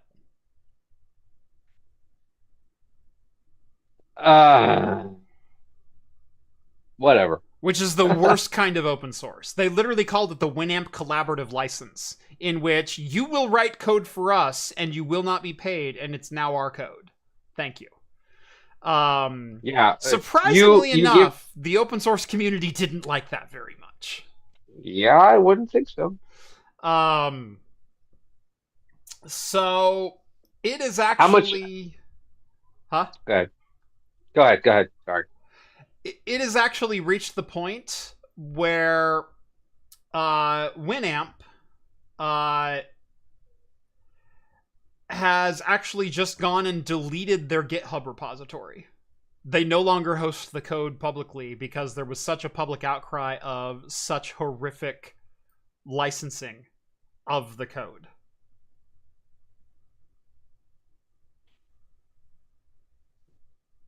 R.I.P. the llama's ass. Yeah. Exactly. Yeah, I don't know if I'm quite ready to make an official announcement on this, but I'll go ahead and say this. The code for Axe Effect is being open sourced middle of next month. Oh. As we're getting ready to produce our retail version, we're going to go ahead and open source the software stack. So we're still maintaining a lot of control over it, but at the same time, if you want to make a custom version, write custom features, write custom alerts, alarms, that kind of thing, we're going to open that up to the community and allow community submissions and forks and all that kind of stuff. So I'm doing open source the right way. I mean, I don't know why. It's so dumb because Winamp has such a cultural following for people our age that are coders now. Yeah. And in the environment of the nerd industry, I'm not really so much now it has a following, but man, back in the day, anyone who was in early 2000s high school, a little bit of one MySpace age, yeah, Winamp was Winamp and Windows Media Player. It's like, oh my God, they battled it out. Yeah.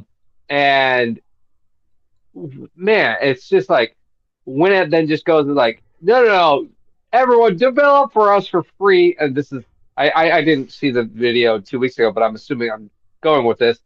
Develop ours for free. If we like it, we'll take it, but you get no credit. It's exactly right. Nor can you take an open source project and fork it and develop your own version of it. Like, that is one of the key aspects of a lot of open source software. And if I may, I'm going to jump straight to the point here. So this article is on Ars Technica. If I scroll down to the comment section, there's a comment from Indri Apollo. I worked at Winamp until this February, and I'm just going to read this verbatim. I was the one who suggested we open source all the player code that belonged to us, so stripping all the Dolby, Intel, Microsoft, etc. stuff that wasn't owned by Winamp, so the community was free to do whatever they wanted with it. I envisioned something a la Doom GPL, which is what a lot of people think of when they think software is being open sourced. Here's the original software. You can peruse it, you can do whatever you want with it, and you can also re-release it under your own title as a custom Have fun version. with it.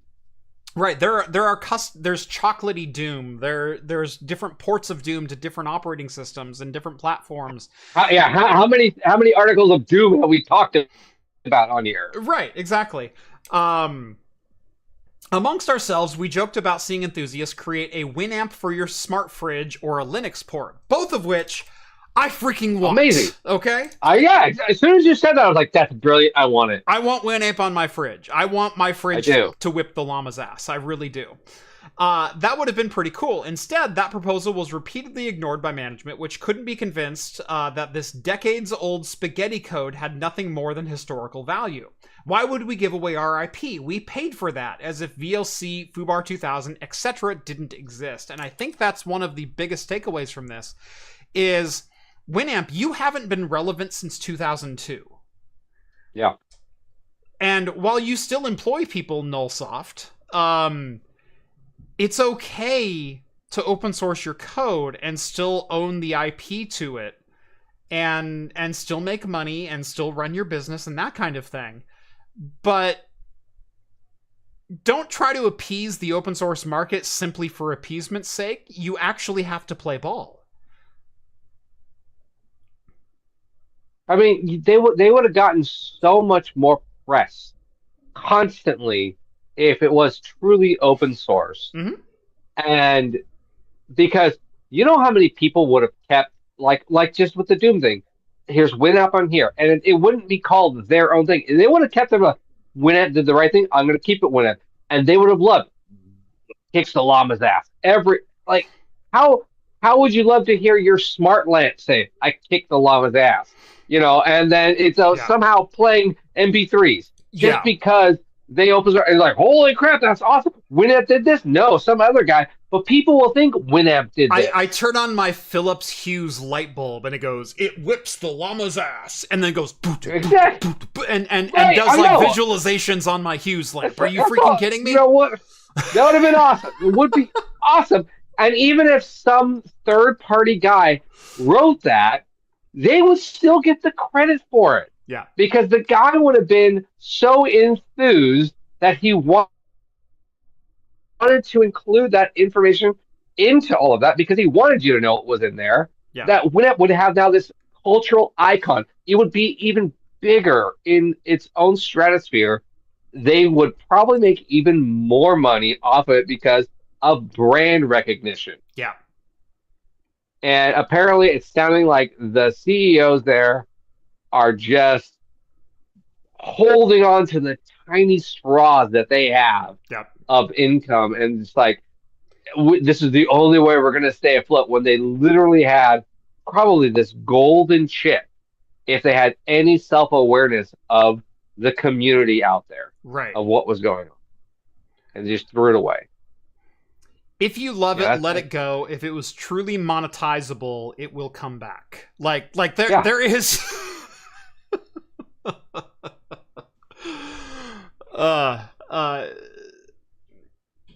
that's kind of what I'm trying to bank on with Axe Effect, with open sourcing the software.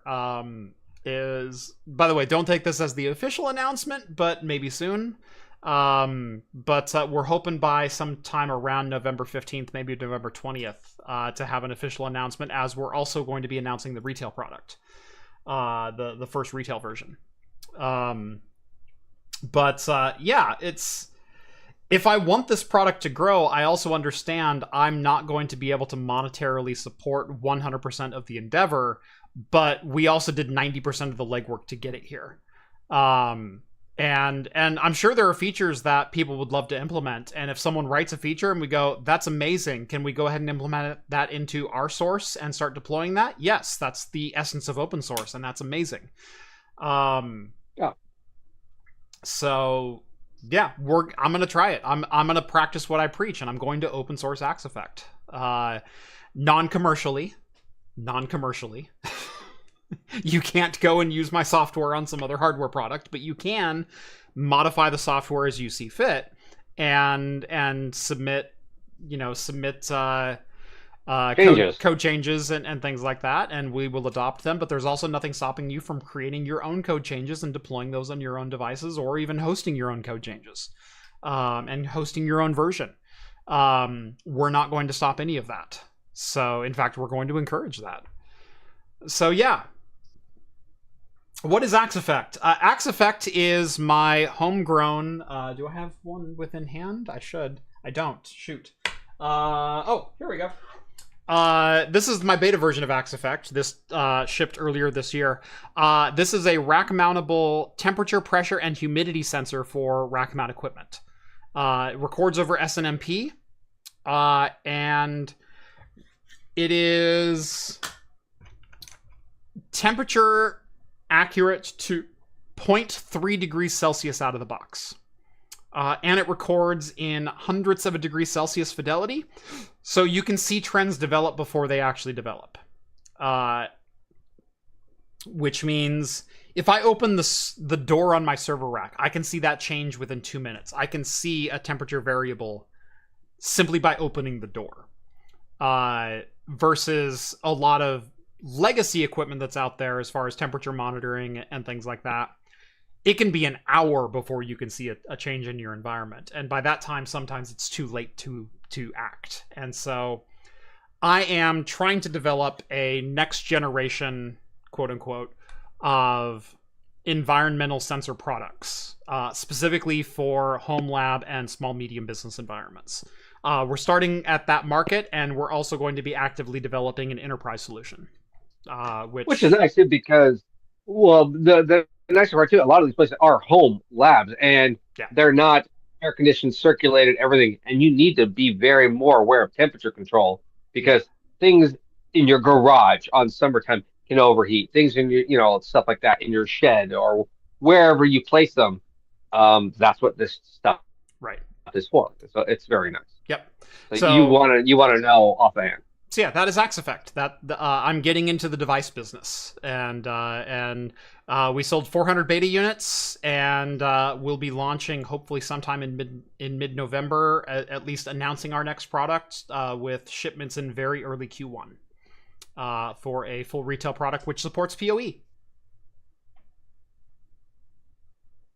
And then later, 6 months from now, he'll come out with Body Axe Effect, and then all comes in different flavors and scents. Yeah. And then you'll be like, wow. Those are some of the dumbest commercials in the 2000s. Yeah. I laugh. That's what your infomercial needs to be. Body Axe, like reincarnated version for your servers. I love that the Rick and Morty magnet device was basically the Axe Effect commercials from the 2000s. Redheads.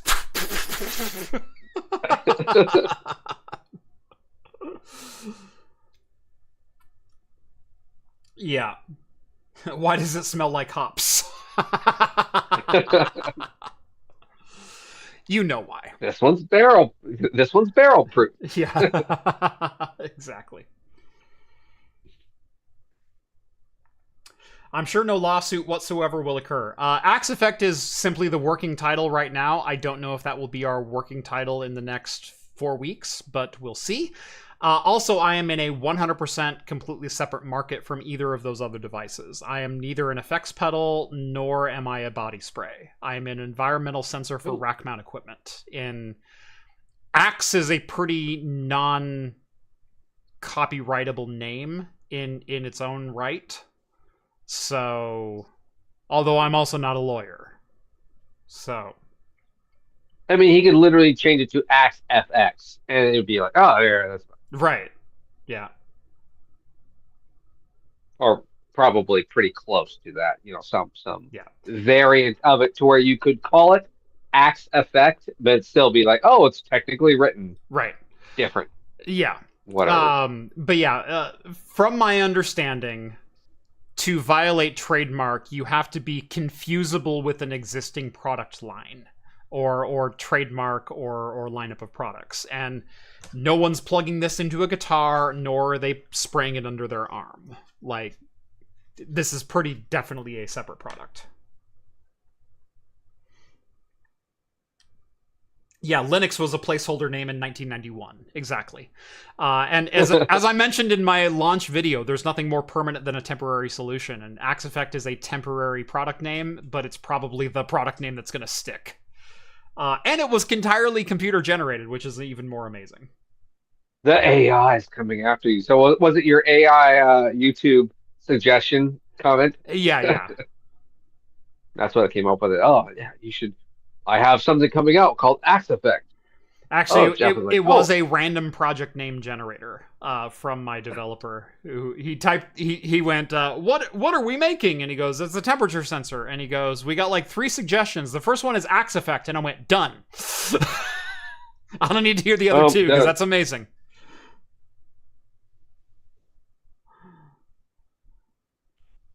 Yeah. A trademark is literally a trademark. Those words have meaning. That is my favorite phrase, is words have meaning. So thank you, Vince. Thank you for pointing that out. Yeah, I will often, like, people get really confused at legalese. Legalese is not overly difficult if you literally just take the straight definition of every word. Words have meaning, and every word in this sentence or phrase or judgment has a meaning to what it is referencing to, or what it is implying that the judgment should be. Trademark is a trademark. It is a patent on a tradable item or commodity. In my case, I am not trading within the space that Axe products exist. Mine's in the server realm. Tell that to some lawyers and judges. See, copyright is something different, as is intellectual property, although I'm also not violating either of those. So, would love to see an orange and blue LED on them. Blinks orange if temp is rising in the last 5 minutes. We are putting in ergobleds in the final version, so I will promise you that we have at least 2 ergobleds that are definable in the final version. Don't you have a PoE too? Yeah, the first retail version is a PoE product. It is PoE powered. Cool.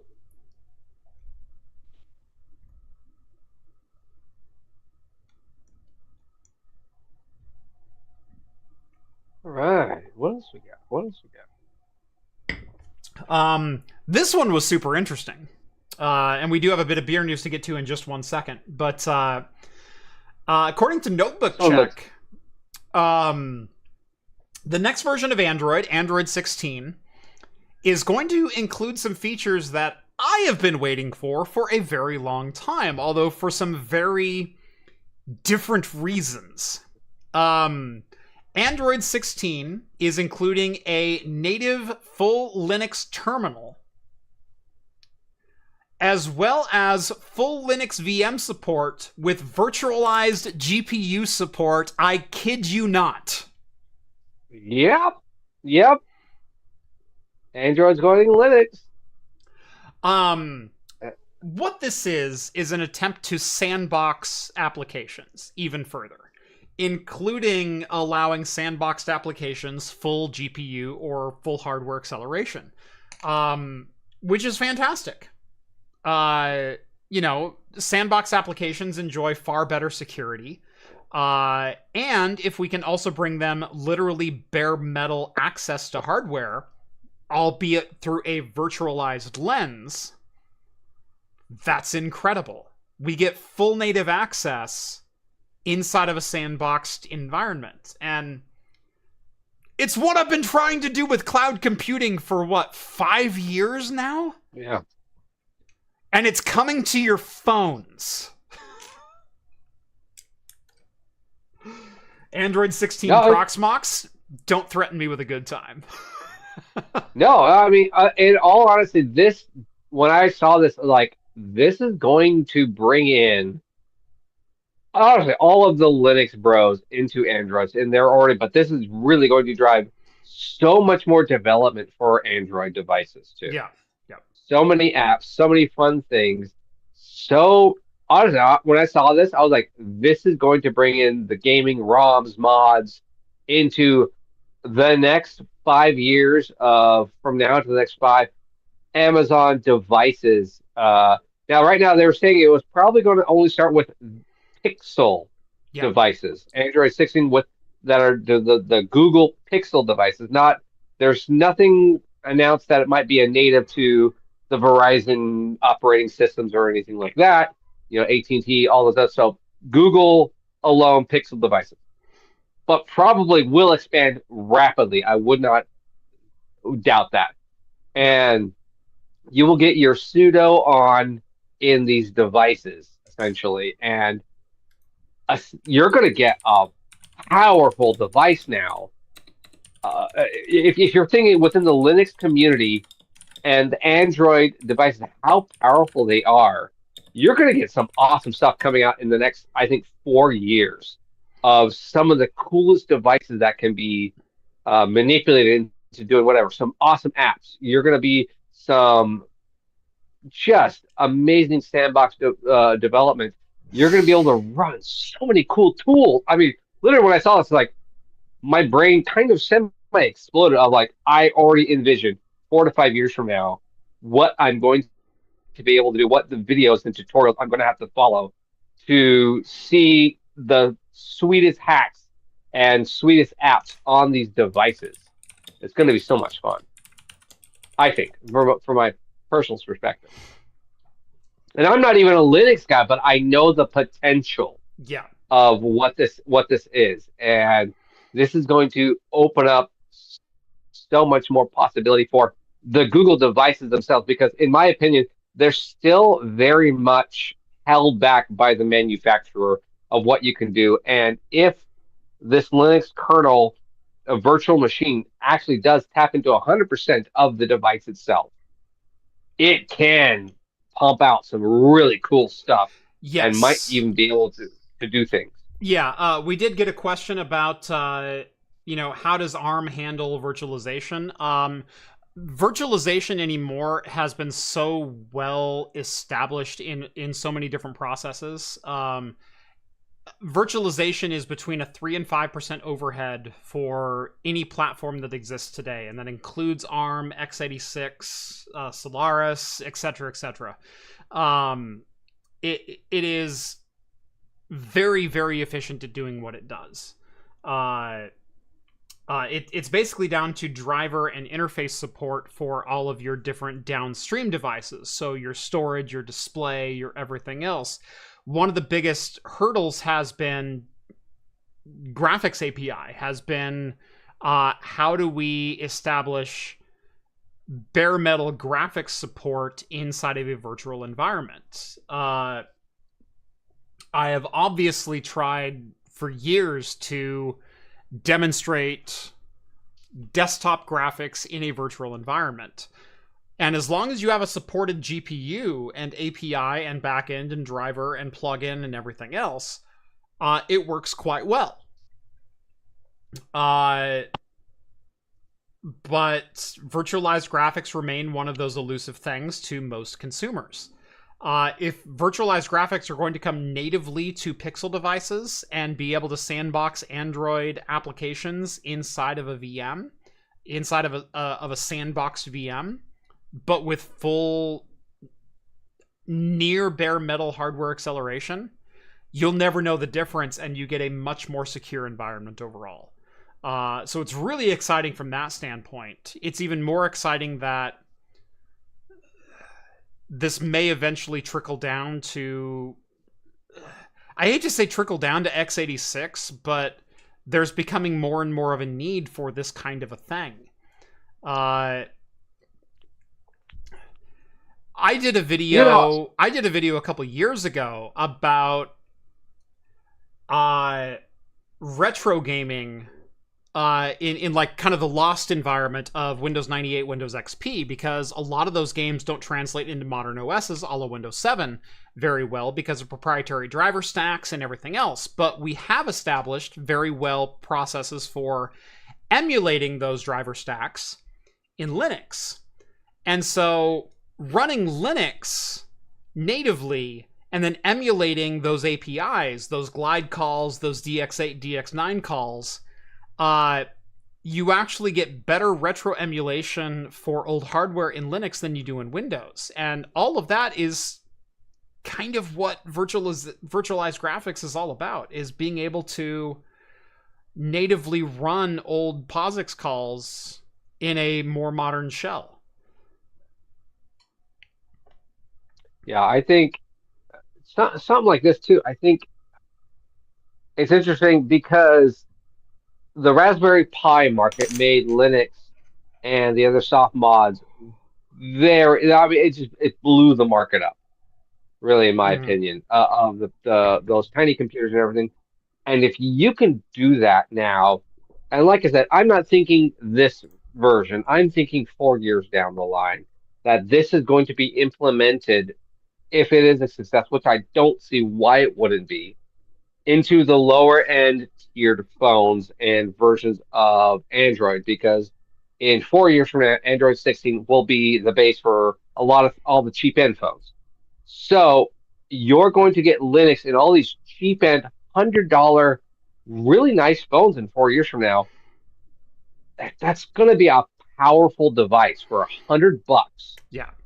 And it's gonna, honestly, it might even like the Raspberry Pi, like, might be a little bit obsolete in that sense. You're going to have this handheld battery powered device that is with a full touch screen, camera, voice recognition, all built into it, ready to go for $100. And you have Linux and all of these apps ready to go for it. It's like, this is pretty cool. This is a cool gateway into a lot of communities. Yeah.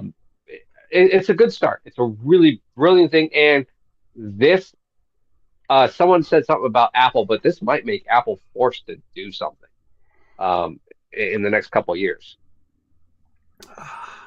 Force Apple to do something, I doubt it. Although there has been a pretty gangbuster effort to get DXVK running on Apple. So basically translating Vulkan into Metal, so you can do DXVK, which will translate DirectX into Vulkan into Metal, and so you can run Windows games natively via Proton. There is an effort on that front, and it has seen some pretty good success in recent years. I would be very curious to see how much further it goes. But yeah, the idea that you could get, a sub-$100 Android device and be able to run sandboxed environments or even, emulate retro systems with native POSIX calls is super exciting. For the Raspberry Pi, for all the other Pi and SBC communities out there, heck, even for FPGA communities out there, like, that's exciting news. Actually, what's funny is I just not thought of it, because a lot of this stuff is now, all these phones are dockable.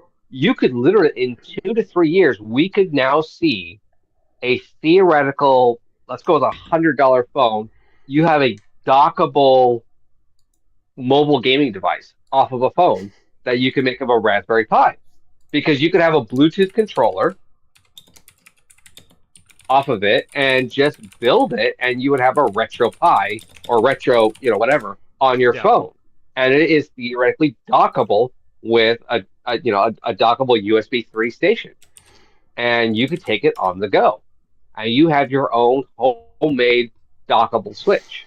Sorry, retro gaming. Sorry, my wife just texted me, and she told me I'm being paged, and I went, which creature needs my attention now? So for those who don't know, I have 3 children. I have 2 cats, I have 2 dogs, and I also have a tortoise. And I don't think the tortoise is calling you. Want to bet? The tortoise is going, where's my scritches today? I haven't given Jelly her scritches today. And to Jelly, I apologize. Jelly, I will be upstairs momentarily, and I will give you your scritches. Oh, it was your tortoise. It was the tortoise. Oh my gosh. Yeah. The tortoise, she lives a pretty spoiled life. Let's put it that way. She's got a whole 4 foot by 3 foot enclosure that she lives in. She's got a fogger. She's got basking lights. She's got live ferns in there. She eats anything that she wants. And tortoises are still fairly social creatures. Like, they like some interaction, and so at least once a day, I make sure to spend 5-10 minutes with the tortoise, and she has a window so she can see us on 2 sides as she wants. She's fairly isolationist, but she does like looking out every once in a while. But she comes over to the window when she wants scritches. She wants head, and especially under her neck. She loves getting scritches under her neck. And so she's over at the window and she wants her daily scritches, and I haven't given those to her yet. So I feel bad. Okay. So I need to go give Joey some scritches.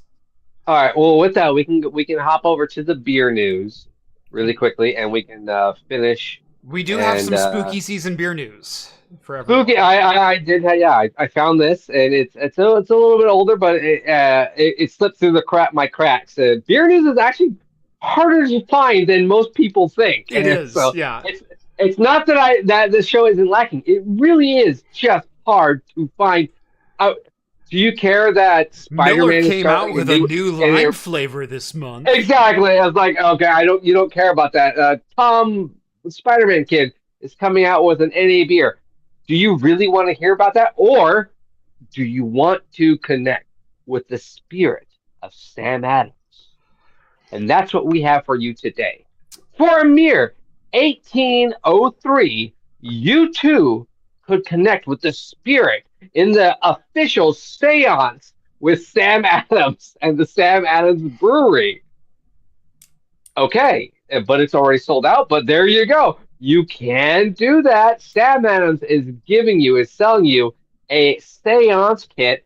No Sam Adams alcohol with the kit, but you can still get the kit, and you have to go buy the beer separately. Yep. But you can get it for 1803. Why? That's the death of Samuel Adams. Yep. Within it comes personal instructions of a complete instruction guide, or step-by-step guide of how to have a cold Sam Adams with a cold Sam Adams.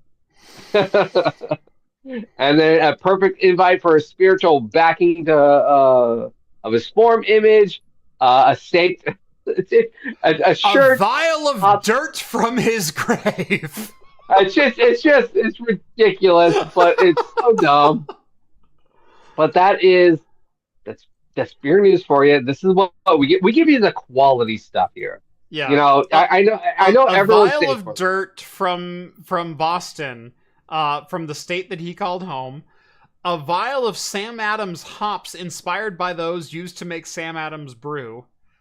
2 Sam Seance pint glasses that reveal a spooky illusion when cold beer is served. So it's a laser-etched glass that will fluoresce or I think it's like temperature controlled, probably. Yeah, turn solid when a cold beer is served. And then Samuel Adams Oktoberfest candle, which is literally a can of Samuel Adams Oktoberfest with wax inside. Beer can. Yeah. Yeah.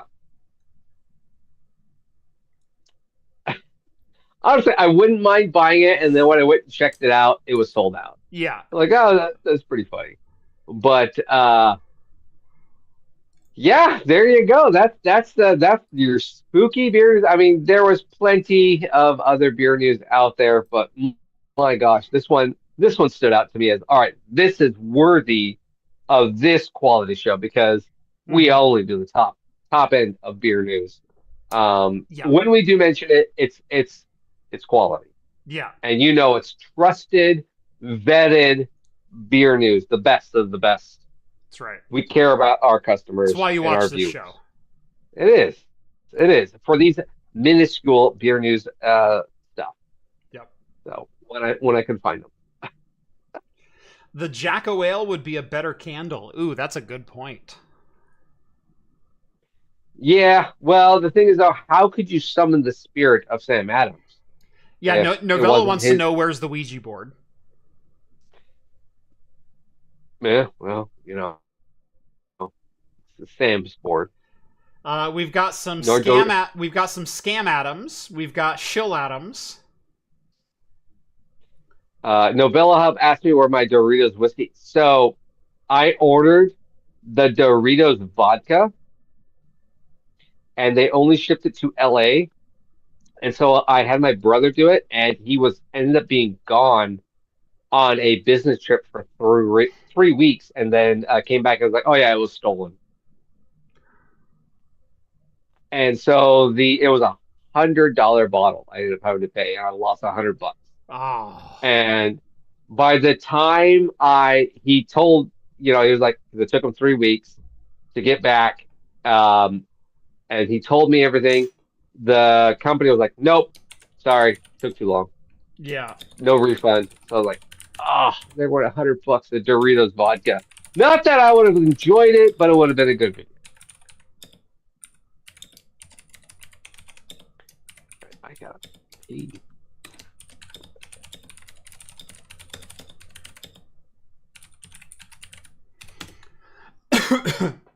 Novella also wants to know if Jelly has cable TV. And I will have you know, I have fully considered building out a Raspberry Pi Zero, Simpsons or Futurama TV, so she could have those episodes on a loop within her enclosure. Oh no, just leave Hypnotoad on. Yes. Yeah. No, I have actually genuinely considered building. So for those who haven't seen it, there is a 3D printed. In fact, I'll look it up here. 3D printed Simpsons TV. There we go. So this guy 3 years ago designed and printed a working TV based on The Simpsons. That simply plays Simpsons on a loop. And then someone else basically took his design and then turned it into the Futurama What If machine. And so you can print either of these and have them play on an infinite loop every episode of Futurama and Simpsons that's ever been done. And I've thought about making this for quite some time, simply because it's a really cool device. Like, I'd love to just have it on my shelf, playing Futurama or Simpsons episodes on a loop behind me. But I also very much thought about building one of these and putting it into Jelly's enclosure. So Jelly could watch Futurama or Simpsons on an infinite loop. Because I so want one of these things to exist. I know it's stupid, but I also know it's super freaking cool. A man can dream, though. A man can dream. Oh, I would. So that's what my totally life would have been like had I built the thing longer. Yeah, no, I would. The thing is, though, the problem with those is like, yeah, you end up spending like $40, $50 on this, like, on just the pie alone. Yeah. You know, and then the material. Well, I have three Raspberry Pi Zeros that are just sitting there doing nothing. Well, there you go. If you got it, then. I have a 3D printer. I could knock this out in an afternoon, more than likely. Like, I need to buy the LCD and the speaker and the audio driver. Like, I'd be out $20 from what I'm already at. But I could totally build this thing. Yeah, well, you got the three, yeah. Because, yeah, if I were to do it, I got to go buy the enclosure. So I'd probably be at $100, but right. You already have the equipment. And for $20, oh, yeah, that'd be great. So I'll tell you what, Jeff, I'll pay you $20 and you go give me one. Perfect. I like this idea. Yeah. This is great.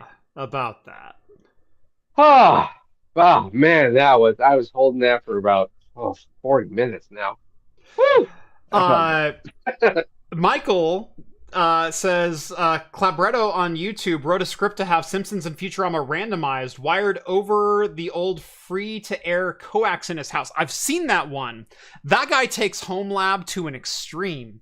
He has not only a home lab rack, he in his home lab has a coax distribution unit, which can broadcast multiple channels of coax TV on old broadcast stations. And so he wired into the coax in his house, and he has multiple channels of Futurama and Simpsons playing, and he can change channels and switch episodes. So he built his own UHF channels within his house. Yes.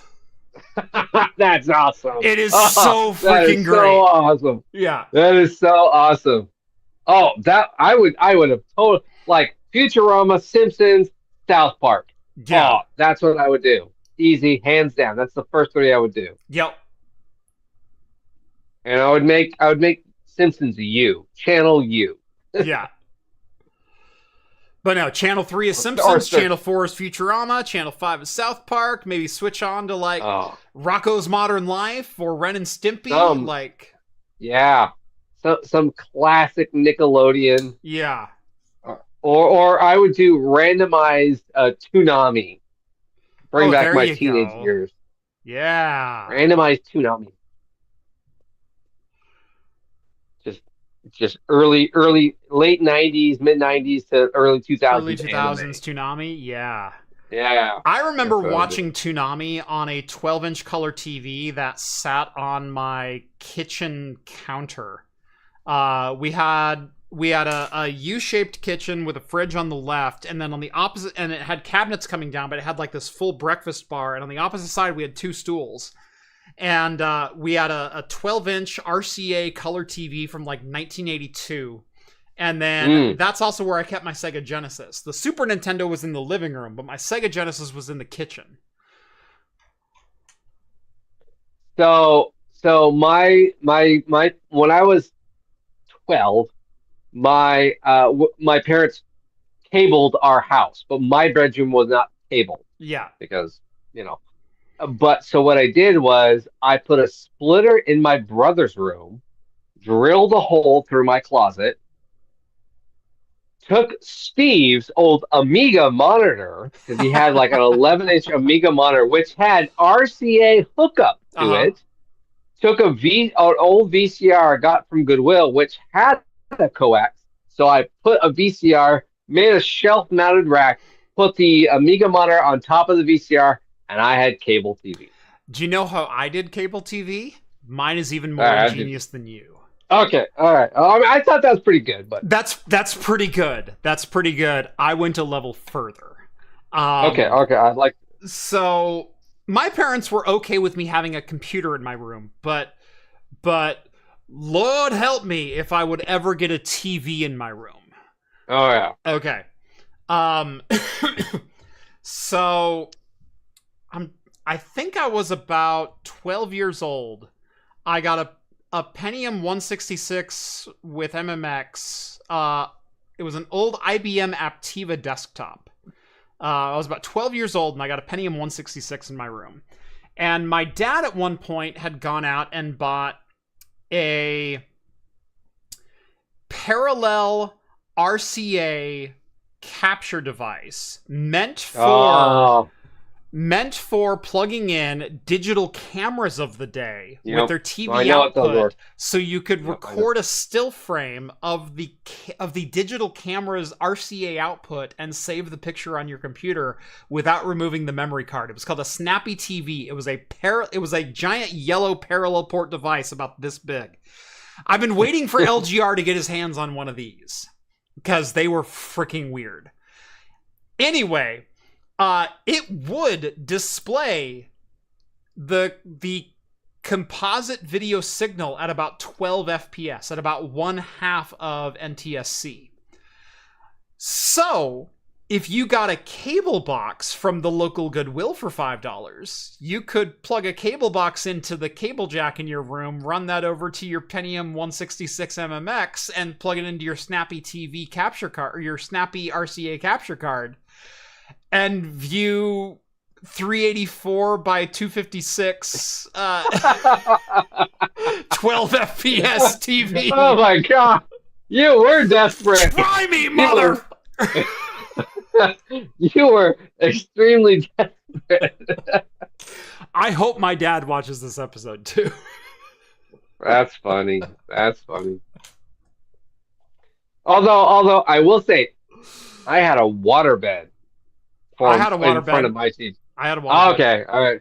Yeah, mine was I had a heated waterbed. Was yours the single tube or the single bed, or was yours the tubes? Because I had both. No, I had the single. You had the pool, the giant. Yeah, the pool. Yeah. Yeah, it was a giant, but it came with heating pads on the bottom, so it was warm. It was warm water. Mine didn't have heating pads. Mine was cold. Yeah.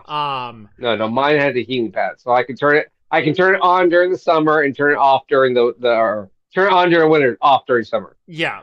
No, I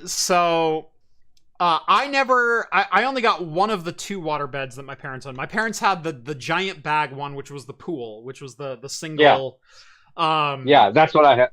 And that's what I inherited. And then when we moved into another house in, I believe it was 94, they had one of the tube water beds, which was the four individual tanks. So they had that one, but we got rid of my water bed in the move, and so I didn't have the water bed anymore. But yeah, I had my. I think I popped it like 4 times. I had like a bunch of patches on it. Yeah, we had a bunch of literal bike patches, bike tire. Oh patches. yeah, that's all it was. Yeah, that's all it was. Little rubber cement, and you're good to go. Yeah, exactly. Oh yeah, no, it was funny. And then so mine had a bunch of drawers underneath, and then I had chest drawers, all VHS. I got all of my VHS stuff that I recorded. I also had my Atari in there. Yeah. To hook up to the TV because at the time my brothers had Steve had the Super Nintendo in his room. Because he upgraded his Atari, and that's how I got the monitor.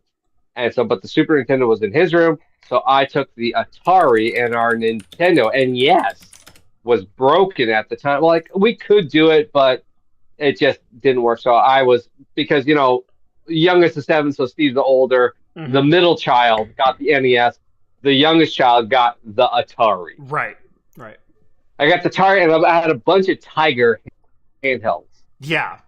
Although I think at Christmas I got that the Tiger. You had the End Zone. The End Zone, yeah. I had the with Mortal Kombat on it.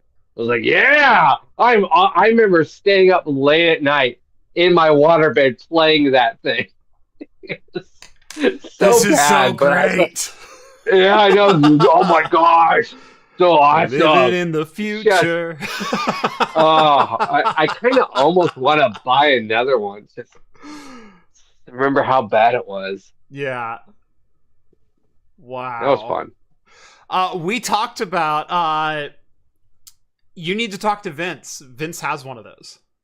Really? Vince, I believe he got one of those. I might have to. I forget. Was it? An Amiga? Yeah, no. Yeah, the Steve said, it was his old Amiga. Yeah.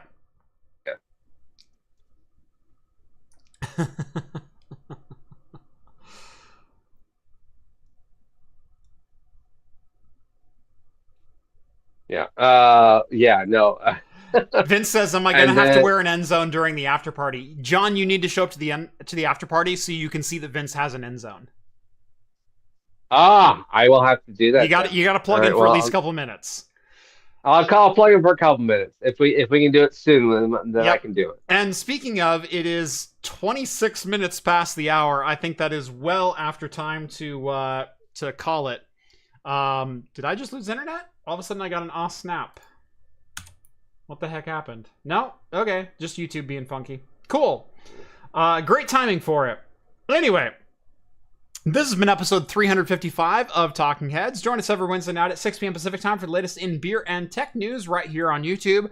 Subscribe to the Patreon, take part in the Discord server and the exclusive after party that happens there every single Wednesday night immediately following the show. Head to craftcomputing.store, grab yourself one of our official pint glasses, coasters, bottle openers, whiskey stones. We got a whole bunch of different accessories to help you start drinking like a pro. Including some Hops and Brews merch. He's on there too. It's the least I could do. All that I do with the money that I get there is I buy beer and then give John beer. That's all that happens with it. It's no different if you gave it to me. That's exactly right. It really doesn't matter. That's exactly right. Like, it's just like, Jeff, don't give me the money. Just give me beer. Right. Oh yeah. Right. Like, Jeff, just don't take it. Buy beer. Right. I'm just gonna buy beer with it anyway. So just you buy beer and then give it to me. And then give me the beer. Yeah. Yes, that's all I ask. So it's like, it's no different. Yeah. Anyway, subscribe, like, etc. John, anything good of the order before we go? Anything going on with Hops and Brews lately? Yeah, I am busy in life. I'm sorry, I've been a lot of personal stuff, but I'm hoping end of October I'll be back full ramped. I just did one side of my studio, redid the wall. I'm actually getting a new a drum set actually tomorrow. I'm getting a really nice drum set Ooh. tomorrow. I might make a video, maybe do it. I'm trying to do. I haven't really sit both sides for drinking, so I might switch over to maybe some music stuff. I don't know, but I Nice. really want to get back into music things. So maybe I'll do some of that, but I will keep the Patreon aware. And so if you want to catch up on some type of music stuff, if you like the tech stuff, the beer stuff, the drink stuff, and music stuff, because the channel and the Discord is all about that. There's not just tech stuff. There's movies, humor, memes, music stuff. We all talk about it in the Discord. Check out the link below. Minimum $1. So I might do a little bit of you'll definitely see tomorrow what I might be picking up in the Discord. So join that if you want to see that stuff. Heck Maybe yes. encourage me, maybe not. So we'll see. Jeff is a fantastic musician. I'm okay. We'll see. But there we go. I appreciate it. Jeff really plays a mean ukulele, and that's about it. So whatever. I'm a great kazoo guy. How I can dare do that you. all day, How up and dare long. you. I got a Z kazoo, but whatever. No, I'm getting a sweet drum set tomorrow. Nice. Us like $2,000 off a $4,000 drum set. It's a nice new brand new Roland. It's an acoustic electronic Roland. That if you want to go look up, it's a VOD 507. If you want to Google what that is, go look that up. It's a sweet set, and I'm getting it for pennies. Well, half off. Essentially, I'm getting it half off.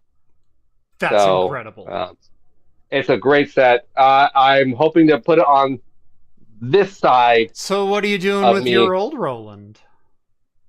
It's a TD10. I'm gonna sell it. So if you want it, but it's it's too big for me. I don't have room for it right now. Otherwise, No, I probably would. It's like an 8-piece set, and I was like, Yeah. this is just too big for me. Yeah. And I like the look of an actual acoustic set, Yeah. and it's actually smaller than the set I currently have. Yeah. Yeah. So, but I'll take some photos, put it and whatnot on the Discord. So if you like that type of stuff and a bunch of other stuff, join the Discord. If you are even on this late, remember to hit like on this video, share this video with all your friends if you like tech stuff, because this is one of the most engaging communities you could ever be in the tech community. You join any of those other ones, you're full. You're a fool. It's $1. Come on, guys. My Discord is pretty there we go. awesome. I will state that. Yeah. Super welcoming community, almost to a fault. We Almost to a fault. did it. Last beer I had was Tox by Novella Hub. Thank you, sir. Triple IPA, Talks 10%. Poltergeist. Nice. So last beer I had, all within the Halloween themed area. Excellent. Well, I don't know what I'm opening next. It's probably going to be a Belgian strawberry, you sons of... but anyway, join us in the after party to see what drunk Jeff looks like. Take out Jeff. Because I already had a beer at like 3 o'clock, and then I went and met a friend for like an early dinner, and I had another beer, and then I drove home, and then I had 2 more beers on stream, so I'm good now, right? No, well, you're home, so you are good. I'm home. You don't have to I'm drive home anymore. now. You're home. This should be fun. Just go scratch the turtle, if that's what they call it these days. I'm gonna go give the have tortoise fun. some scritches, and I'll be on the after party. So I will see you all next week. See you guys. Cheers, everyone. Out. All right, there we go.